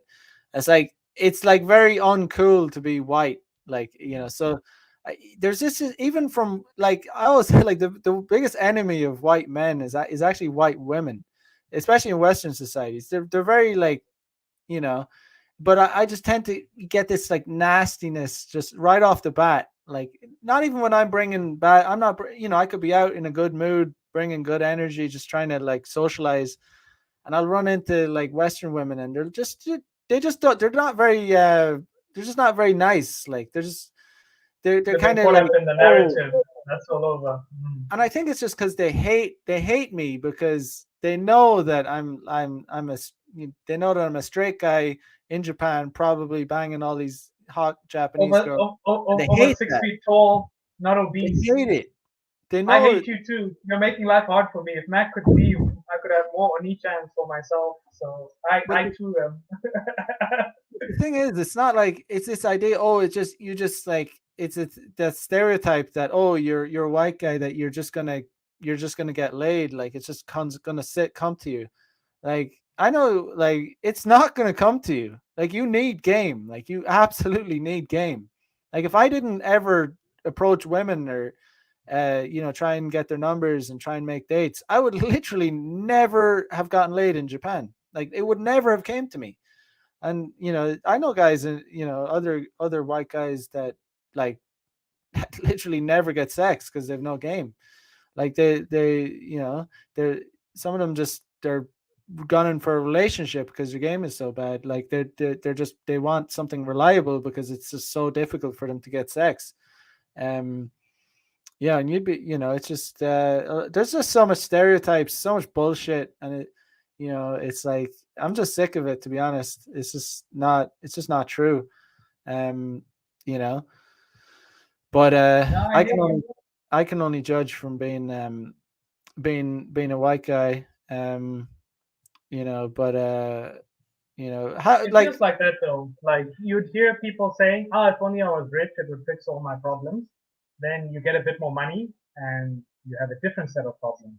So this thinking that, oh, if I was this, then I would have all these other things, or like, I'm sure you thought it as well. Like, oh, if I could just get a hot girlfriend, all my life's problems would be solved. Then you get the hot girlfriend, that's mad but blue still pill. problems. That's Yeah, the and guys you're the like, if guys only with I, mm, yeah. If I only I could get smashed regularly, then you start smashing hot girls regularly. But then now that's not enough, and it's like that's life. It always looks like another person has got a bit more than you have. Like uh, just thinking now about like Elon Musk, how many people are enamored by Elon Musk and the things he says on Twitter and all the money he has and all those amazing things. But deep down, very few people would want to trade places with him. Can't keep a relationship. He's always like his ambition and his ability. It's quite an intense life. I can just yeah. imagine that. That's a real loser mentality. Always looking at others to want what they have. Right. Just Like, something you said. yeah, but I think have that focus all that energy on building yourself up. Find your skill, find your niche, be epic at Just that. just want to hit on a point. Just something you said. There's a lesson in it. The when guys look to women to make them, if they find a hot woman that's to be their girlfriend, that's going to solve all their life problems. The ironic thing about that is women are absolutely repulsed by guys that put them at the center of the world. Women chase guys that have a purpose. Women chase guys that are busy, guys that have something going on in their life. So To if give you're them going, more problems. so guys that act like that and start putting the woman at the center of his world, that's the worst thing you can do as a guy. That'll end in a failed relationship, and even if the relationship doesn't fail, it will end in the woman treating the man very disrespectfully and using him and looking down on him. I've seen it, and it's a very it's something that you have to understand as a man that you cannot put your happiness in the happiness has to come from you. You have to like have solid frame, inner game. You can't be Big time, hey? I had an epiphany moment like that where so I'd gotten to Japan, studying that Japanese, studying that culture, and I got myself a hot girlfriend, like the hot Japanese girlfriend you've been dreaming about from even before you got to Japan. And one of the biggest tests as a man is when you're dating such a hot girlfriend, the problems that they bring, you'll start to see all your weaknesses just get magnified, and the craziest things start happening. You're getting baby scares. What am I doing with my life? Oh, she'll see what a fraud I am. Imposter syndrome starts to kick in, and all your insecurities just everything comes out, and you really have to deal with it. And I realized how that same thing of Dunning Kruger effect, where people compliment you, oh, you must have game, you have such a hot girl, but you see how your foundation is shaky, and it's just a few things can get you completely collapsing. So yeah, that was very eye opening for me of just how having a hot girlfriend is not Right. enough. You're going to see so many other things in your life you have to work on. Yeah, yeah. But there, yeah, you just have to have your own. You have to have, I mean, more going on in your life, or else, even if you have the hot girlfriend, it's just gonna, she's gonna dish. If you put her as your sole purpose, she's gonna Mm. hate you for it. Even if she doesn't break up with you, she's gonna disrespect you and not, it's not gonna be a good time. But And how? have a structure strong enough to carry that weight because she's almost like let's use some more analogies. I love analogies like Tokyo Tower. To put the top of Tokyo Tower, your base has to be really, really firmly planted in the ground, or you're not going to be able to hold a structure like that. You're Right, just not built for it, and that's a right, very harsh truth of the red pill. You realize that some things you yeah, just aren't built for. There's some things you can't handle till you are properly asserted and constructed and organized in the right way. right. That's why men have to be about their purpose and get a good solid foundation, and then they can build. The house is like game. The foundation Mm. is your finances, all your health, all that stuff. And then once you have your finances and your purpose and everything, the foundations is what you build the house on. The house is your game. How your Mm. inner game, all that stuff. That's like you can build. Brain, all of it, your health, all of it. Mm, Hot yeah, girls, man, dudes will try to take her from you. You're going on expensive dates. The yeah, way you have to stay emotionally centered, and they get so emotional, and you have to bring them back. yeah. And as soon as Align she's her. Keep her here, yeah. as soon as she realizes she can do better, she's gonna jump. This is the harsh truth about the red pill. These women will jump, and if even if they don't jump, they'll want to jump. Like they will desperately want, and eventually most of them will. If they realize they can do better, if your game drops, if you let yourself go, if she realizes she can get a better guy, she'll do it. Like a lot of women will do it, and Gotta even lay if down that good pipe. the She has ones to be that so don't, disgusted with herself. the ones that don't will just treat you really badly. So you gotta like you can't let yourself go. Do you want to talk a little about your experience for doing photography in Rapongi, or I don't think we talked about. Yeah, it's pretty chilled. If you love photography, and the amazing thing is a lot of some of the best camera brands in the world are made in Japan. Your Canon, your Nikon, your Olympus, all that good stuff. You can get secondhand gear very nicely off Yahoo auctions or like Chukohin secondhand shops all over. And again, just having that creative community. Just look through my Instagram. I've collabed Mm. with well the good ones anyway. Yeah, you And worked in the a lot of nightclub. yeah, my dark past. I worked at a nightclub at Rupong India media and marketing for a lot of Okay. the girls there. And that's the thing of Japan. If you are very good at networking, Japan currently has an aging population, so not a lot of young people, but they have disposable income, and there's a want for people with ideas who can get things done. And if you can speak the language and network, you can sort of find your little niche. So I was doing nightclub photography, and that thing of again having social awareness and game. A lot of Japanese people generally don't like interact with strangers, but if you're that guy who can come and say, "Hey, you, photo time," there we go. People will recognize that, and they'll also in Japan, if you sort of play a role and you do it well, Japan lets you be that. Like usually when Mm, people introduce themselves, I'm Takeshi. I lay bricks. I'm a bricklayer.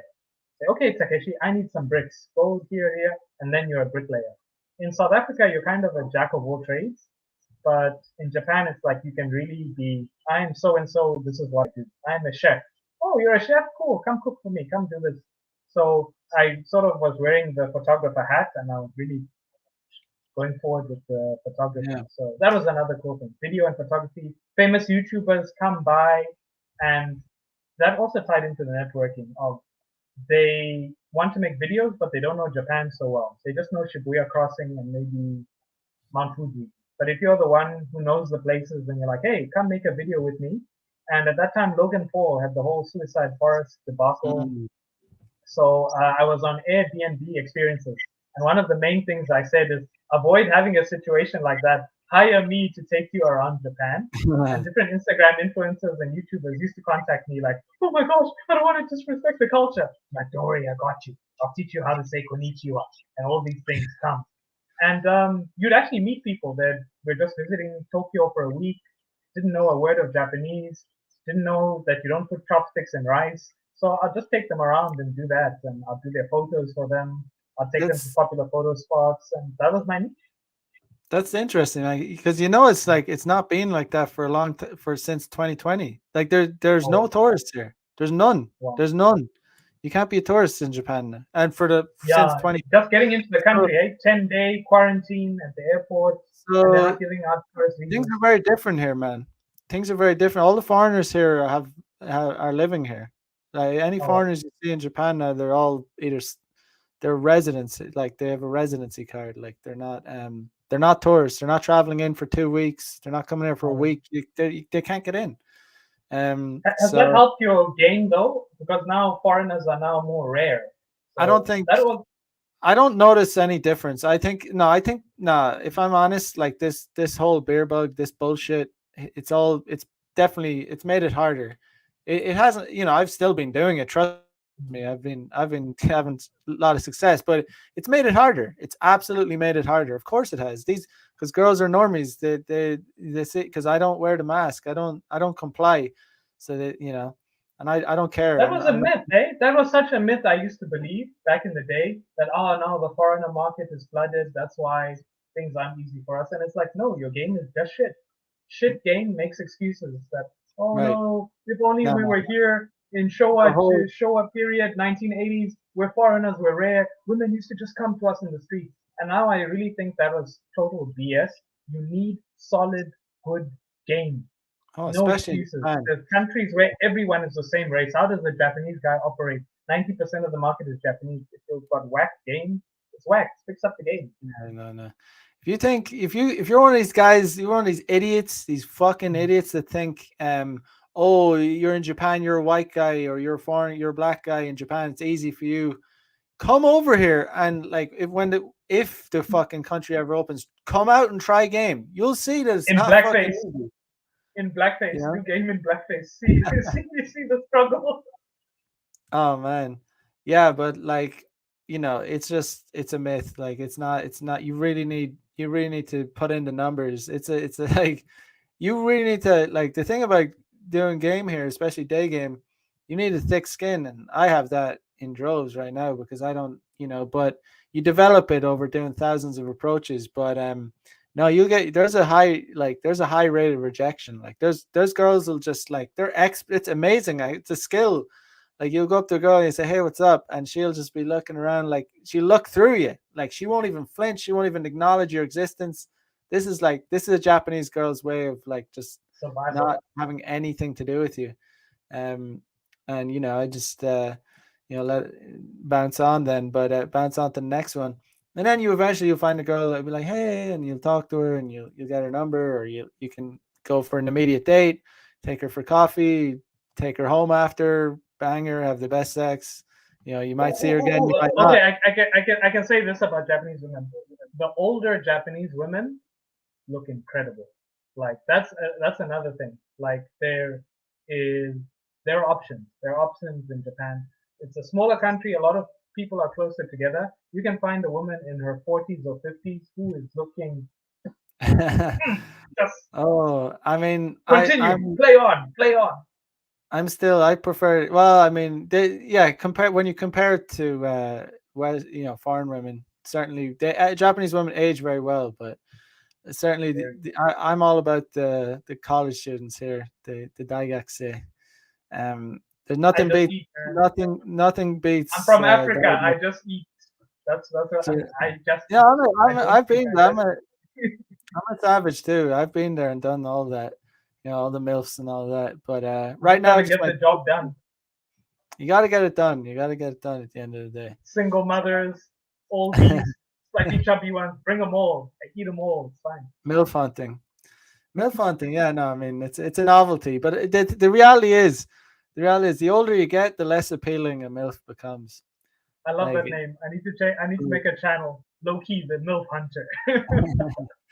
yeah, man. I mean, and when I was in my when I was like in my early 20s, I was like mad. Like it was kind of taboo to hook up with a 40-year-old woman when you're in your 20s. So it's like it was really hot. But not when you're 33, it's like I'll go for the guy the college student I, instead. I like that, eh? I honestly think if you're a guy in your 20s, dating a more mature woman can add a lot of focus and understanding of females in a very nice way. Because now you're not doing a lot of therapy that the 20-year-olds you have to give. You know, when you fall into that trap of she's like, oh, I don't feel beautiful. Oh, I feel like I'm. Older women have dealt with a lot of those issues and insecurities and last minute resistance about snatching. Older women are like, come on, let's get this stuff done. Like, I'll work tomorrow. I'm like, cool, cool, cool, get it done. And I It think they're more depends. likely to go Dutch and pay 50-50. The younger girls, it's not happening. The older women are like, fuck, all right, cool. Here's some money. Yeah, well, it Balance it depends out. if when they've accepted the fact that they're like, it's not you're not going to be there. Mm. Yeah, they some of them accept that they're older and they can't compete with the It's younger like, girls. hey, So it's like, yeah, it they'll is be what it more. is. Yeah, they'll be more. I mean, there's a lot of competition. I mean, beauty is very common in Japan. Yeah. I mean, you know all about it. You worked in the nightclub industry, so you've seen like a lot of girls monetize. Like they're not going to do it for they monetize their beauty. So, but that's one of the things. Like I'm a guy that like I don't allow these girls to like play any games with me because I'm either on a first date it's coffee or a drink, Yeah. and I don't allow these girls to waste my time. I'm a savage You when it gotta have comes to those filters, right? That is a life thing. Whether men or women, business, you need to have those basic filters because just like anywhere else in the world, time wasters are common. Being used for English lessons or yeah. friendship or So you figure this whatever shit whatever out it may be, you need to have real your quick. filters ready. Yeah, you gotta learn this stuff really because women will use you, abuse you, like they'll take you on 5 dates and then ghost you, block you. Like women are Oh, my savages. Like foreign friend, welcome to yeah. Japan. Have you ever been out with a girl? You've dated, you've been with a girl, maybe even fucked a girl, and seen her out in public, and she'll fucking ghost you. Has that ever happened to you? They'll do I that. usually I leave the trauma within them, and I'm always that black guy who because in South Africa, I think South African people when we're in a room, we're there, and I was that guy giving hugs and just hey, what's up, come here, and even if Japanese people try to avoid me, I have such a presence, and at being a dancer as well, like especially if you see the way a salsa dancer operates, it's very hard to turn down a salsa dancer when they invite you to the dance floor. Like even if you try to ignore them, they they bring that energy with them. But I'm very aware that that does happen, and I do cut off a lot of people actually if they piss me off, and I'm like it's not worth the effort. Like that happened a lot in Japan, which I never had an experience where I was like blocking people on IG, like nope, nope, nope, nope, not happening. Yeah, man. I mean, dancing definitely. It's not a thing I do, but I'm definitely aware that it's definitely if it's something I would say to a guy, if you're even inclined a little bit to you think like dancing might be something you could do, I would say absolutely do it and go to these like events and go to these like dance Salsa, classes. You're gonna clean up, man. Like and yeah. salsa There's and a what's the other one? Yeah, there's a Bachata. party in Tokyo. Yeah, bachata. If you're a bit braver, oh, let me not say braver, but if you're that way inclined, bachata is like a lot of touching. There's Yeah, I a mean that's the swing. great thing about it. What is it called? I think swing New York. No, New York Hustle. There's a party they do in Tokyo. It's called Speak Easy. If you ever get the chance to go that, or you want to get into just light partner dancing, you can understand how to lead a partner and very small things like everyone can give a girl a twirl, she goes out, she comes back in. Just that basic step will work wonders. Then maybe later on you can try some of the more intense stuff, but like in the beginning, maybe I'll say hustle, New York hustle, easy and quick to learn. Yeah, that those kind of dances, those kind of salsa and bachata and all that stuff tend to attract girls with great asses. So if like it's just something that I don't know. It's just something. It's always It's true, eh? But then the thing. you have to be able to handle it because now if you're not mature enough and not in control of yourself, you can't just be there on the dance floor losing your shit like, whoa, this food is I must do this. Like there's people around you watching, and she'll also be like, this guy can't handle me. Mm, And like they wear those outfits, the cleavage is out. You can't just be, trying to grind her out. You have to show her that right. you're not affected. That's Yeah. Unless because I'll go to the hip hop clubs and they work there. And if you can't handle you grind it, twerking and yiking, like, you can grind it in the hip hop club for sure. I've done that plenty of but you have times. to The be girl, able to handle yourself. That's the thing. Because if you lose your shit or you're a total pervert, you're not taking her back home. The goal is to take her mm, back home. So sure, go crazy yeah, on the goal. Are you taking her back home? So mm, yeah. I you have to think be able to nightlife. leave. Don't let her get drinks out of you. No, no. I'm I I'm feel the type of guy. If it's a group of five girls, if one twerks on me, I'm trying to get all five to do it. I'm trying to have a twerking contest. I'm the judge. I'm not losing my mind. Oh, can I get your number immediately, please? No, yeah, no, no, no. games You have just begun. you have to be very yeah. You have to be very careful about. I think as far as I'm concerned, I think the sooner you buy a girl a drink, the less respect she has for you. If you go up to a girl and hey, let's have a drink, she knows what you are, right? She's gonna take that drink and she's gonna say, "Oh, I lost my friends." How many times? Listen, I've been there and done that. I've learned the lesson. Yeah, now Yep. I'm older, wiser. I figured the game out. Like I'm sure there's guys in this chat. They're gonna hear this. Guarantee it's happened. If you've been out at all, if you've been to clubs, it's definitely happened to you. You get Oh, I lost burned and my you learn. friends. Oh, as soon as she gets a drink, oh, oh, my friends. Oh, I'm lost. She's What? just talking to you. She's just having a great time. She's like, oh, like, hey, where you from? Oh, yeah. And then she gets a drink. She's like, oh, I'm lost. Like, God, Lord. Like, listen, don't be that chump that goes up to a girl and buys her a drink straight away. You got to be like, you got to talk to her for 5 minutes. You got to like try and escalate a little bit. Get touchy feely, see if she's into it or not. If she's not, You don't gotta earn bother it. buying her a drink because Yeah, she's gonna do that. She's gonna yeah. even the ones that some of them will even the ones that I would just it's not because and it's not a thing because you're stingy. It's not it shouldn't be a thing where you're like, oh, I'm worried about counting my pennies and all this shit. It's just you don't want to be that fucking guy that's just getting used like that because Yeah. you will like girls will do that. Like if the first thing comes out of your mouth is let's have a drink, she's gonna be like, oh, okay, this guy's a fucking idiot. Yeah, I'm gonna get this drink and then I'm gonna find my friends because I'm It lost. And hurts, eh? It hurts when that happens in Japan, and you're just there standing with your hand. This is the air, like. And the thing I Japanese hate drinks are about like it, mostly ice, eh? It's like a listen, little cup, mostly ice, and they sprinkle just a little bit of whatever on it. That's the drink.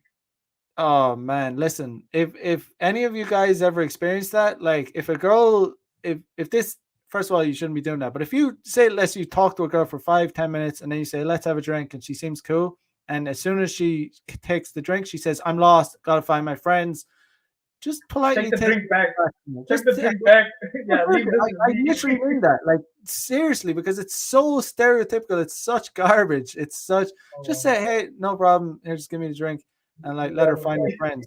Because it's just too much. Like just don't tolerate it. Don't allow them to do it. Don't be that guy. Don't be that idiot.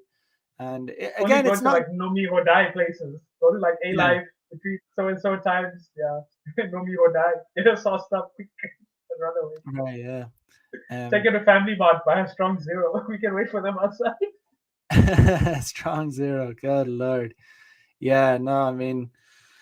Yeah, man, I'm not even a fan of the alcohol. I've fallen off the wagon a few times, but I'm pretty much back straight edge right now. I'm living pretty straight edge. I'm not like I'm just see the thing is when I drink, I just fucking I'm in it. Like I don't just have one drink. I'm like boom, like I'm out once I drink and It's the Irishman in you. You need to the reel in the consequences demons. are just Bring it in. yeah, man. The demons come out, man. The consequences are horrible, man. It's just like just I it's just something I want to avoid. Like I'm you know it's fun, it's all this that, and it's but there's consequences. Like there's really is like it's I think you're there's getting a price older and to more pay. mature, and you're moving Huh? with a purpose and a strategy with what you're trying to do.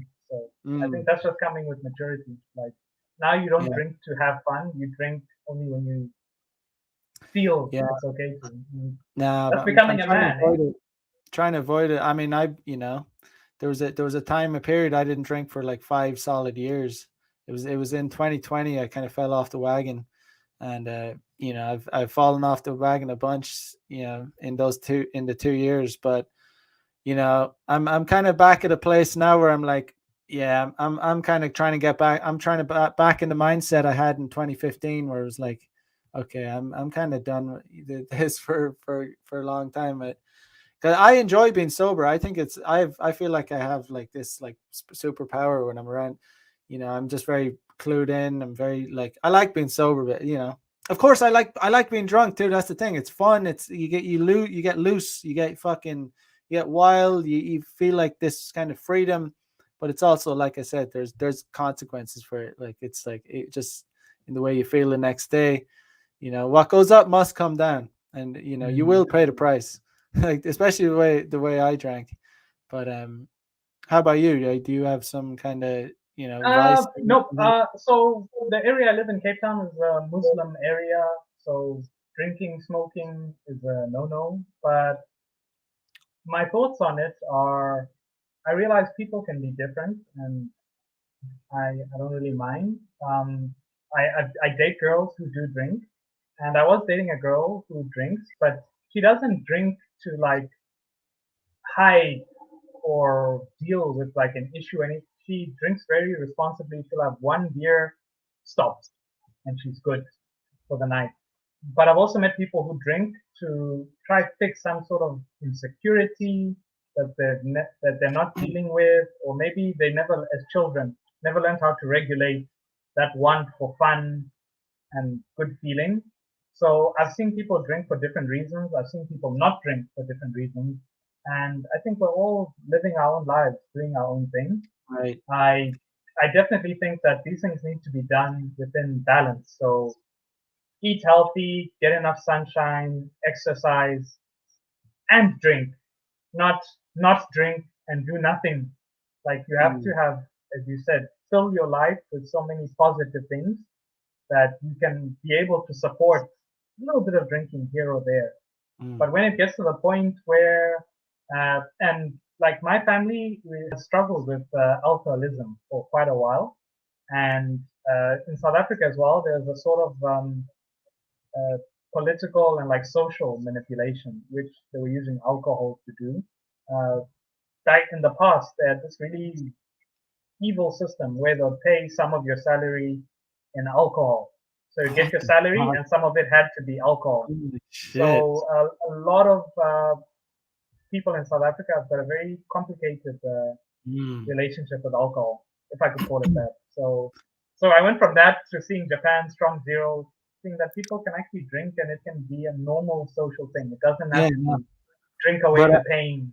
And yeah, no. But I think Japan is definitely, if you do have some alcoholic problems, Japan is a very dangerous country because it's legal Nomi to Hodai actually is going drink. to get you. Nomi Hodai, and it's legal. It's legal to the convenience stores 24 open hours, 24 hours a day. They're everywhere. There's a convenience like 2 minutes from my house here. Serves alcohol all night long. all It's legal. types, You can, seasonal, yeah, whiskey, anything you want. Like in Ireland, that's Zoku they bars, all of it.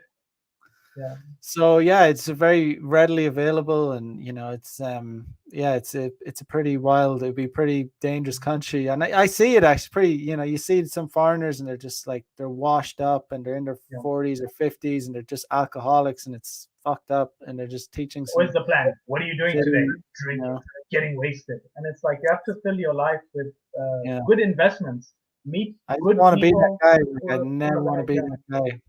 I never want to yeah. when I'm like, men have the ability to age like wine. So I want to age like, I want to age well. I don't want to be one of these washed up, like washed out, like 40, 50-year olds who are just like riddled, their faces are all scarred from like, Mm. from drinking so much, like red faced, all like looking hideous, stinking, not well groomed. You see these kind of foreigners sometimes in Japan and it's like, shit, that's a It hurts, warning. right? Because I see myself in them. I'm like, this could literally be me based on how I spend my day. So yeah, Yeah. it's a real trip. I see myself in a lot of foreign people in Japan, and they're like, oh no. He's rich. He's doing this. He's happy. He's doing this. He's not happy. He's doing this. Okay, no, no, Yeah, no. but number one thing is your health is your wealth. Like it's for sure. Like your health is your wealth. As long as you're healthy, you could be happy. Like even like money certainly helps. I'm not going to pretend like, but you know, what's money if you're going to be in if you're like in Yeah. tatters, like if you're all washed up and um you need the balance. You want both. You want your health and you want wealth. Is what you really want. That's the So true. yeah, yeah. That's why I'm loving. We discussed earlier that's cycling. I think regular exercise has added such value to my life that it's something I don't want to let go. Like even now, when I date a girl, even on Tinder, a big part of the equation is like, are you going to exercise with me?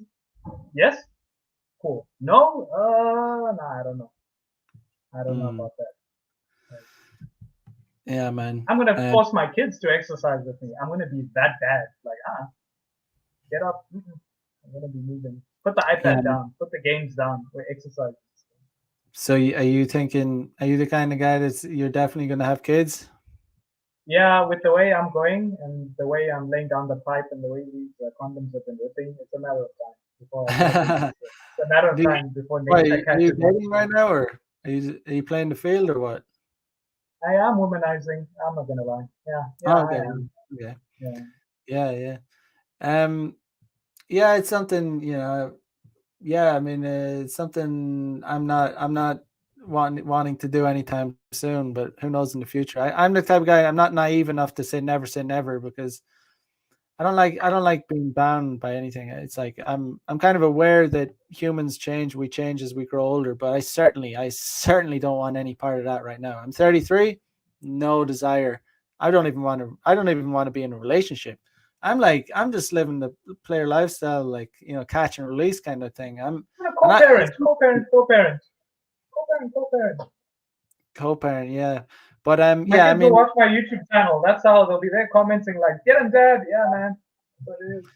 but yeah, sometimes it's like, yeah, you kind of it's like it sometimes feels like you fucked like well, not thousands, but I mean a lot of girls, and it's like yeah, it's in a way it's like at a base level it's kind of wasteful if none of them got pregnant. But like touch wood, I don't want to be that right now for sure. But Have to be like Genghis Khan, man, or they call him Genghis in Japan Khan, man, Genghis Khan. savagery, I have to be savagery. like him. That was the goal. I want people to look way many years in future. Yes, he's my ancestor. I remember him. Like yeah, man. That's what it is. Oh man, yeah, it would be kind of cool just to have a lot of leave your have a lot of offspring. Yeah, Mac, you Just- have to save the Japanese population. It's declining. Get those numbers the back up. government should pay us. The government should like Yeah, I incentivize think it. they should, eh? Don't Yeah. waste that hype. Make more tall people. Do it. Make an Irish Japanese kid. Oh man, yeah. Who knows, man? Maybe in the future, but not right now. I'm too. And I'll I teach would my be. kid to work out. I'll be my kid's best friend, and I'll make him or Yeah. her. I'll show them the way. I'll give them all the hints and tricks to take over. They'll be so boss. I'll be like, yeah. I got too Mm, much. I have too much game to do. I can't be settling that. I mm. can't be dealing with that. Too much game, man. I'm too much Okay. of a Hypothetically, degenerate right okay, now. if you had kids, would you teach your kid game? Man, I haven't even like. I mean, I would teach him. I would teach him red pill. I mean, I wouldn't. I would teach him the I'll teach truth. my kid I would, game. I'll I would teach. I'll take my kid out and I'll say, hey, go approach, go I approach. mean, We'll wait here. I Go would. I approach. would like. You're not I coming would. back home. You're not coming back home if you don't approach. And I'll traumatize my kid. I mean, I would certainly would be horrified for my kid to be blue pilled. So I mean, I guess it would just learn game just from because I would be very truthful and would want my kid to know the truth about the world, the reality of the world even we're living in. even if I have a Um, daughter, I'll give her dating advice. If I have a son, I'll give him dating advice. I want them to come to oh me. no, I Tell mean, them. Tell first them of what all, it is. oh my, if I had a daughter, I would like absolutely drop the cold hard truth bombs because like women are like I think we already touched on it, but like women are the ones that are ending up uh worst out of all this progressiveness and all this feminism and everything. They're the ones ending up 35, 40. They're missing the baby boat, and that's like an insanely traumatic thing for women, and they won't admit it. They won't admit it. Of course, I'm not a woman. I'll never understand what it Mm, actually feels like. But just from observation, like I use the analogy: a woman never like giving birth is like a man never experiencing sex. And it's probably even worse because giving yeah, birth to a human being is such a like an insane like yeah. huge thing. Like, and a woman missing out on that experience is like it's like it would be like soul crushingly lonely. And like that's happening to millions and millions and millions and millions of women all around the Mm. world because of this progressive idea. And It think really of the shows how strong the psychological, media is, eh? To really right? convince people to, Yeah, do there's something like all the that. propaganda, I think, as you mentioned, historically, women were having kids from like 16 years old, like as soon as they could. That was the role you're playing in society. And now it's, as you said, it's just been flipped to the point of like, yeah, now create a new path, do something else. So yeah, hey, what a wild time. man. I mean, it's just to think of the damage that it's going to have on society as a whole for it to have that amount of negativity in the world, like where there's this amount of sadness, where there's like millions upon millions of barren women. Like it's going to I think it create will cause a very, power shift, eh? huh? I think it will cause a power shift because I think there's been different times in the world where this happened in Japanese history as well. There was a really terrible flu that killed like two-thirds of the population, and the numbers had to be picked back up. Like certain people had to now start having 10 baby families and come back. So it'll happen where the population will dip, dip, dip, and then the few that are left, it will come back up and Who continue. So knows, man? after wars and different things, so that would be like my Genghis Khan or Genghis Khan type of period where I'll just be scooping up all the women and I'll have a website. I'll be like, would you like to father this man's children? Come, and then they'll make appointments and then I'll repopulate the country. But yeah, technology really makes things very dystopian. It's like things were so different back in the day, but Uh, technology is really fucking things up, I think. Baby Daddy Tinder. Do you want to have a baby right now? This is swipe if you want the father of your kid. Oh I think that's man. the new app I need to start. Oh man, the simps that would be on that would be like some bad shit. The But thing here's the is, thing: you won't be able to simp on the app. It's no messaging, nothing. Purely, do you want to father this man's children? That's it. Sets up the date, everything. Father this what is man's the app? children. The app is that if someone to like, Instant baby daddy. Because we want to raise the population of the oh, world. I mean So to it's always impregnate a instant baby woman. daddy. Instant. Like you're Oh, literally swiping for the father. No dating. You're literally swiping for the father. to impregnate the woman. Yep. Oh, okay. I thought you meant like step in as a stepfather, like and all, be Okay, like. you can make that app. You can make that app. I'm gonna Mm. make the I mean, instant daddy app. there might be money in it because there's, yeah. I mean, there's gonna be a lot of single, but yeah, I don't know. I mean, even women are even missing the single mother boat. Like, I mean, like it's one thing to be, like, I think personally, I think it's probably better for a woman to be a single mother than to miss the baby boat because that, like, at least they have someone in their lives then. Like, I if think they it miss the depends, baby but can boat, she raise the child? It can cause more probably trauma to not. the child Not than probably financial it's probably strains. going to be raised badly, but like it's probably going to the kid's probably not going to have the best upbringing. But for the woman, purely from the woman's perspective, at least she had the chance to give birth. Like like I They said, can like a become woman. they can become dog moms or cat moms. I think they'll just do that. Yeah, I mean, yeah, they could have that, but you know, and they do that, yeah. But sometimes you Mm. see these, yeah, you're on the train, you're out and about, and you see this woman. She's looking a bit washed up, like she's like 35 or something. She's on the grind, she's doing the office grind, and there's this young, fertile, beautiful mother with her little cute Japanese baby, and you see that the washed up like 40-year-old woman kind of looking with just this deep hurt, like sadness in her face, kind of smiling at the baby, and it's just like, she's like, she like, it's just this like thing that she missed out on, and it is You what think it so? is. I've seen it, man. You look, Oh pay well. attention. Sometimes you'll see it, man. Women that it's because there's a lot of women in Japan as well missing the baby boat, Hmm. Hmm. for economical reasons. They miss.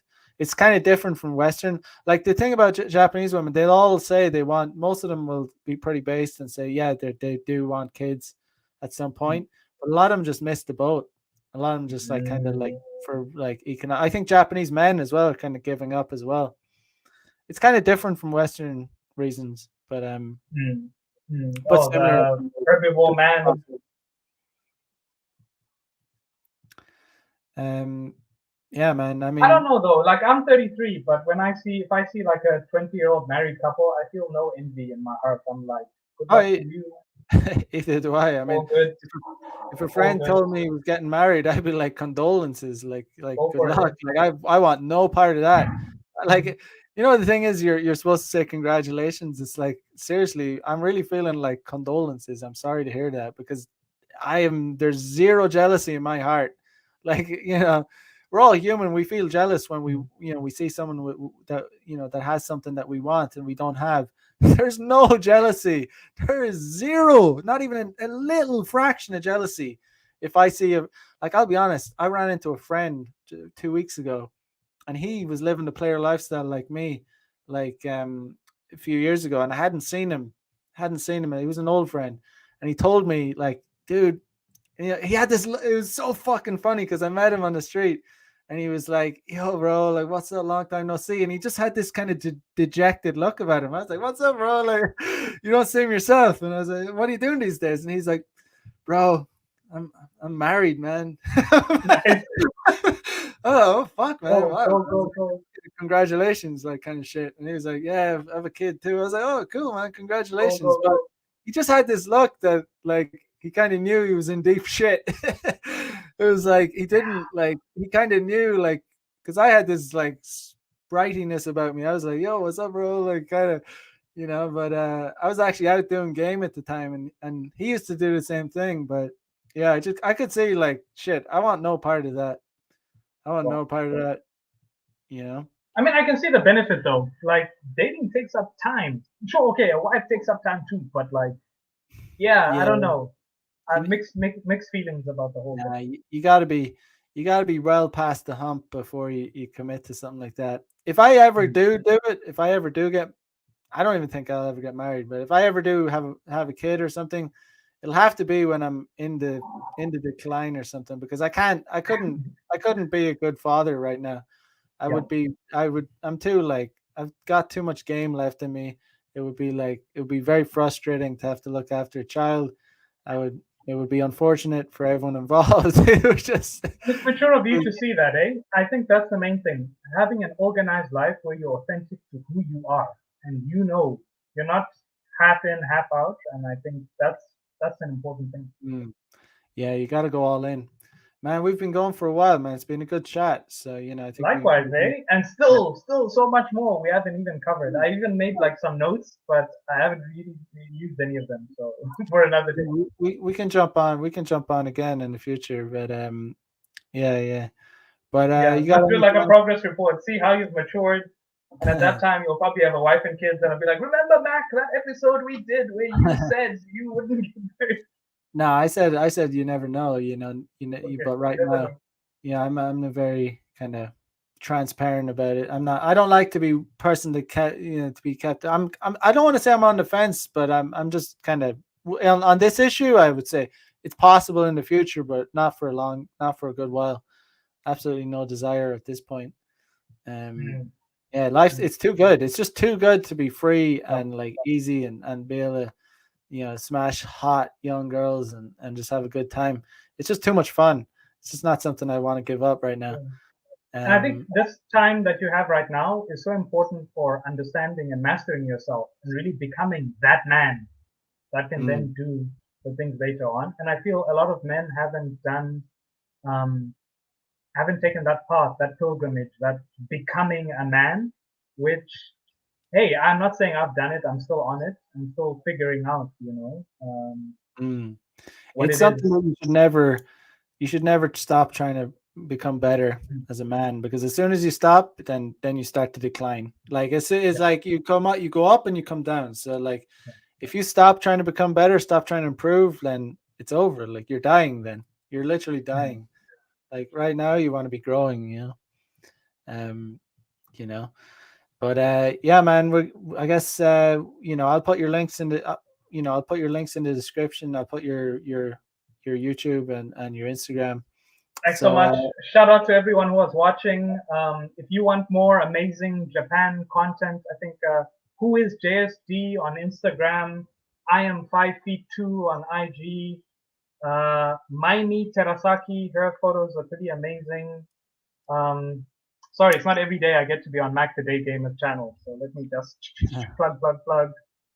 Who else is pretty amazing? There's some what's his name? Ali. Fuck, I forgot his name. Ali Yokota. Ali Yokota as well has got some pretty amazing nice photos. So if you watch till the end, here's your reward. Here's your prize for completing this podcast. good. All right, man. Catch you on the flip side. Bye bye. Likewise.